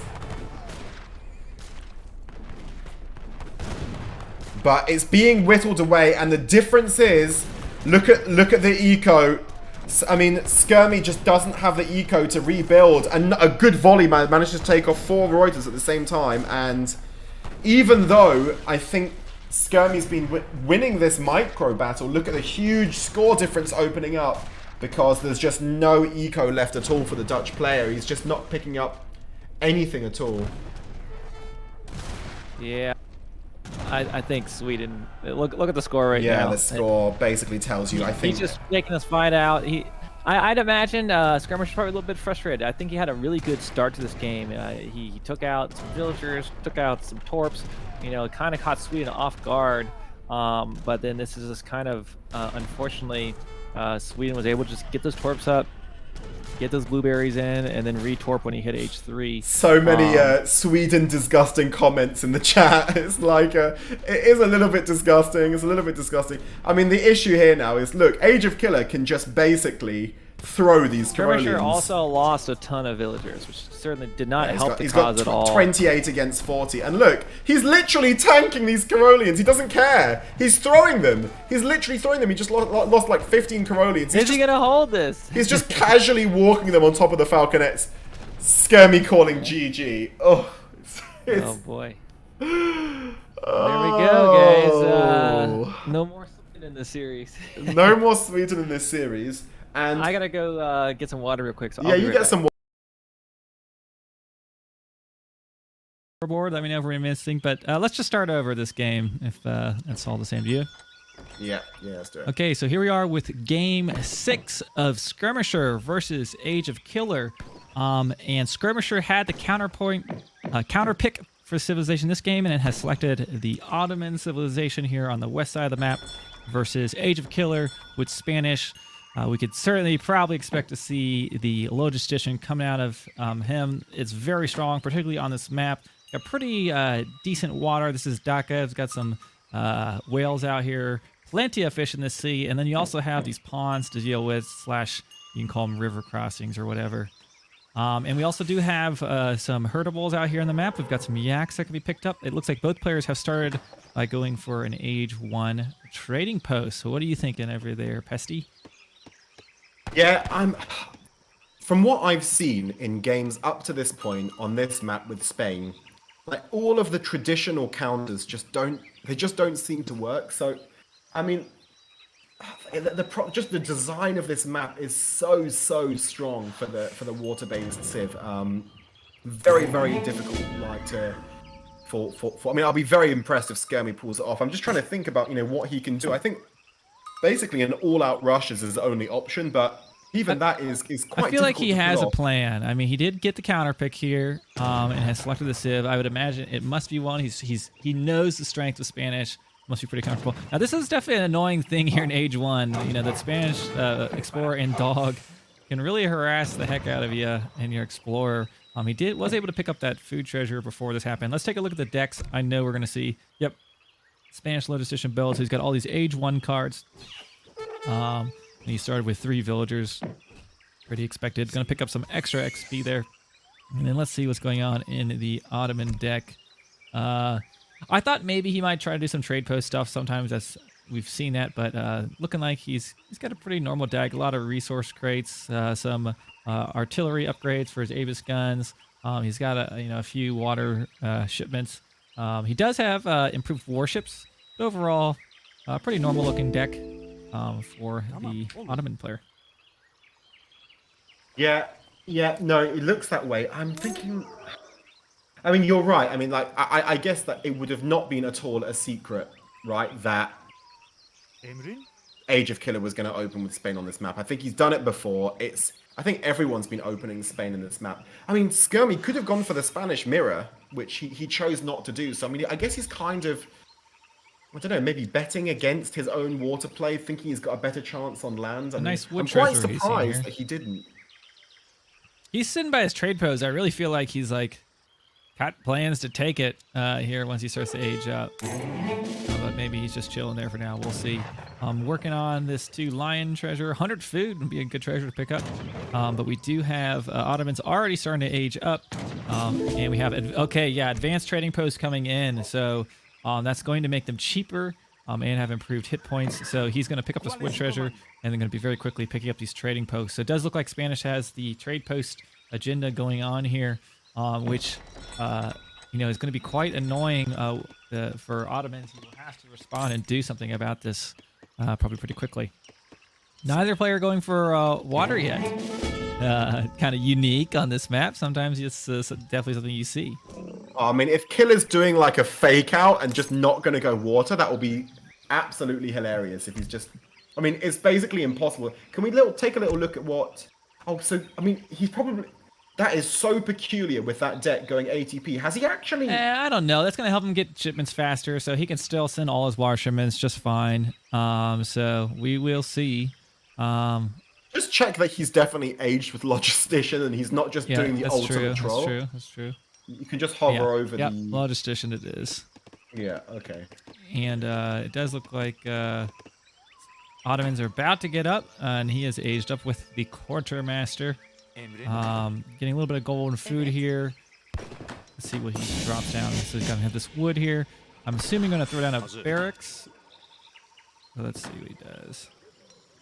He's shipping wood first. I think he's gonna go like extreme all in, like old school vanilla style Janissary rush here. I don't know. If he was going to do that, I feel like we'd see a forward barracks. He does have barracks up here. He's already scouted. You can see, in the top right of the map that he has 2 trade posts.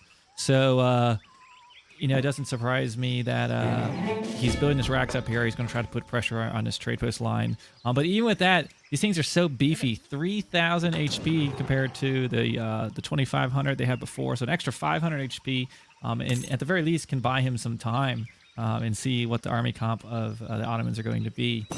I do see, by the way, I have to just quickly say that I do see in chat some rigged and corruption allegations because one of the prizes went to Fitzroy. For those that don't know, there was only meant to be 1 giveaway, so it's not like he got one of the 2 prizes.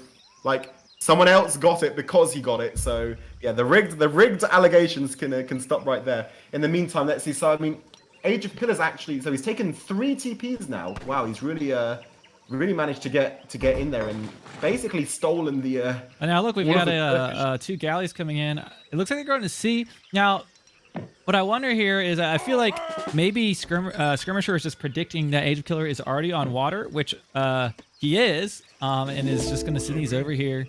And he's got dock of his own here. Okay, so both players got docks. But, having 3 trade posts is going to help him get plenty of these shipments in for him. And he's training a 3rd galley right away.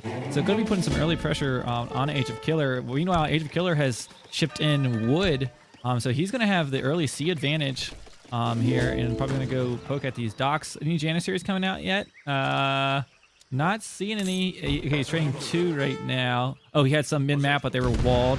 We all know Age of Killer likes to wall. He did catch a fishing boat there, but 2 docks is going to be too hard to deal with as far as the fire. He's probably going to shoot his special attack and then back up and go heal. Now he's training a 4th galley. So if he can somehow, it does look like he has the military advantage currently on the water. If he could take this, he could be really big as far as momentum with him already having the train post. But if he loses sea, ATP plus having the water, that would be certainly not good. I mean, this is actually, I think, like, very intelligent play, actually, from both players, because Skirmy has basically, invested early very, very heavily on the water to stop Age of Killer doing that. 1 dock going down there, I see, and a couple of fishing boats maybe being lost here as well. And AgeOfKiller actually, surprisingly, for a player that loves to go all in, Janissaries here. They're going for the rush, kind of like you mentioned. Going for the rush. But AgeOfKiller actually, I mean, surprisingly didn't go all in on water, but invested very significantly on the land with those TPs. So I quite like that play from both but we players. have 2 Caravel shipment going to show up, and will he get this last Caravel? He's not going to. But these are going to pop out. Will he get that on the dock? The Janissaries are there. But he has these other galleys out back, so he is essentially taking control of this water. He should have no problem cleaning up these boats here. What's the HP on these? Yeah, he'll be fine. That third one even got away. I thought he might get it. The dock is down. Meanwhile, we have pikes up here sieging the 4th trade post. And I kind of like that skirmishers decided, you know what, you can have the trade post. I'm going to go for C. It would have taken them a long time to siege down that those advanced trade posts, and maybe just not worth it. Doing a good job of microing these galleys back here. Now, I believe the Ottoman galleys are slightly stronger, if I'm not mistaken. Looking at range attack 100. I don't think he sent any cars, did he? No, that's just how they are. Yeah.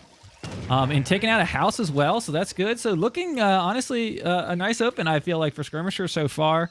Pikes did take that trade post, and he's going to grab that, but Janissaries up here, they'll do a fine job taking out those Pikes. Now, this is kind of less than ideal, losing some Janissaries to a Caravel. Man, I feel like if he could snipe these other houses, it'd be great. But out come the Minutemen. That's going to put these Janissaries in some danger, certainly. So he's going to lose probably most, if not all, of these Janissaries here. Yeah, they're all going down, I think. They're all going to go down. But the Water Dom, I tell you what, like, we've seen a bit of a track record of, like, Water winning this matchup, and Skirmy is looking very, very nice right now on the water. I mean, I don't think AgeOfKiller could have expected to be pushed off the water as dramatically as this. Yeah, and if you look at the score, yeah, Ottomans are ahead. And this is really what Skirmisher needs here. Really, I feel like punishing the logistician so far. He's been able to get a good start, and this is what you need. I'm surprised he hadn't got these pikes yet. They've lived longer than I expected, and he did get the 4 trade posts down. He will need to do something about this trading post, because this is just fueling the Spanish army. Very fast shipments. Yeah, I mean, this is really. It feels like it's really sitting in a tight position. Here we I have go. to say, I really love how Skirmy's like opened this game. It's meant to be unfavorable, but I don't know. I think he's gold made a shipment really coming good in crack here of it. for Skirmisher. So I think he's going to age behind this. He's going to grab this gold. He's got all of his villagers on food right now. Janissary's taking out what's left of the pikemen. Will he get down the explorer? Does look like he will, and he'll start to siege of these trading posts, or maybe he'll just move up and go snipe another house. Yeah, building some outposts, so make an attempt to get back on the water. He knows he's lost this, needs to get back on the water. But a lot of idle time for these villagers. But he's got a lot of shipments. He's starting to train some crossbows, so those will deal with... Look at this. We got a villager in the battle throwing a torch. She's got 2 of them, but she only throws one of them. Is that okay? I'm very curious to know if that's just a little bit of a miss micro, or he really believes that villager's got something to add. She's fighting with passion. You know what she loses in hit points, she makes it with passion. In the meantime, we've got those crossbows coming in from behind. It's an interesting barracks placement. That's very far north there. I don't think he notices it's happening though. I think he's paying attention to sea or something. Because he is, or he maybe just assumes it's the ATP shooting at him. But losing a lot of Janissaries, and now there's a lot of crossbows up here. These Janissaries are going to be in a tough position. Wait, the villager's going to take down the TP. No, the villager's the only one. Look how close it is. Yeah, it's got 1,000. Yeah, it's got 1,000. Okay, I thought it was. But he's starting to age up. Losing the Janissaries is less than ideal. But meanwhile, AgeOfKiller has kind of sneakily taken this back. He's built an outpost just away from the water, scared these galleys away, and is rebuilding his dock. And meanwhile, he does still have 4 trade posts. Stagecoach coming in. I assume he will hopefully heal this trading post up. So I feel like this is looking nice for AgeOfKiller, but will Ottomans have enough momentum here in Age 3 to take this back? Now, he is aging up with, let's see, the Exiled Prince. Only 3 Janissaries coming up out here, so really losing a ton of Janissaries, losing some villagers to these crossbows. Okay, and he hits H3. Let's see what his first shipment will be. 3 cannons is his first shipment. What's going on over How here? is AgeOfKiller's attempt at getting back on the water? Just shipping some wood. Not good. Well, he's got his dock, he's got his outpost, but is he not training anything yet? But he's at least like can keep these galleys away from his coastline. But crossbows taking out more Janissaries. I feel like when these show up, they're going to be undefended. Lost a few Janissaries with them, but he's got a ton of value out of these crossbows. I think they've taken down like what 12 Janissaries or something. These crossbows they've absolutely wrecked the. I wish you could see their kill count. I believe in StarCraft you can like click on the unit and see how many it's killed. If I'm not mistaken. Well, we can actually see after the game because basically all of the units that went down just there were to those crossbows. He's got these. Maybe he's gonna go for the push. Look, he's got his 4 Janissaries. I don't know if I would march over quite yet with this. No, I think you might need a couple more Janissaries in there. That's these unrelenting crossbows. So I mean, but think about this eco-wise. Sure, he's got aged up. He's got the tech advantage, but AgeOfKiller has got all 4 of the trading posts on resources. He's taken out a significant number of the Ottoman villagers. Doesn't have any fishing boats. Neither players have fishing boats out here. So we're looking at 21 villagers for the Ottoman versus 28 for the Spanish plus the ATP. So Spanish economy is going to outscale very quickly. I feel like if Skirmisher wants to get back in this eco war, he needs to either get some fishing boats out, drop a town center or something, because I think the more time that goes on, AgeOfKiller is just going to be benefiting, and I'm sure he'll start making some fishing boats of his own at some point. Okay, so keeping control, taking that galley out. And caravel, rather. Okay, there we go. It's interesting, like, Killer's played, like, a far more kind of land-based strat than I think either of us were expecting. Dog says nope. What he was doing. Well, now, if he does take this ATP line, he does have to explore right here. It does look like Skirmisher can just start upgrading the stagecoach line or building trade posts of his own. So maybe that could be a great option for starting to level this out. What's AgeOfKiller's crossbow's going for a raid? Looking like? Is he looking? Is AgeOfKiller looking like he's got any kind of chance at an age up here? How's he doing? No, he's spending all his res right now. It does look like he's really investing in trying to get this water back. I think he knows he really is. This water he's going to really need. Okay, this is good. He's got 2 caravels here taking shots on this galley.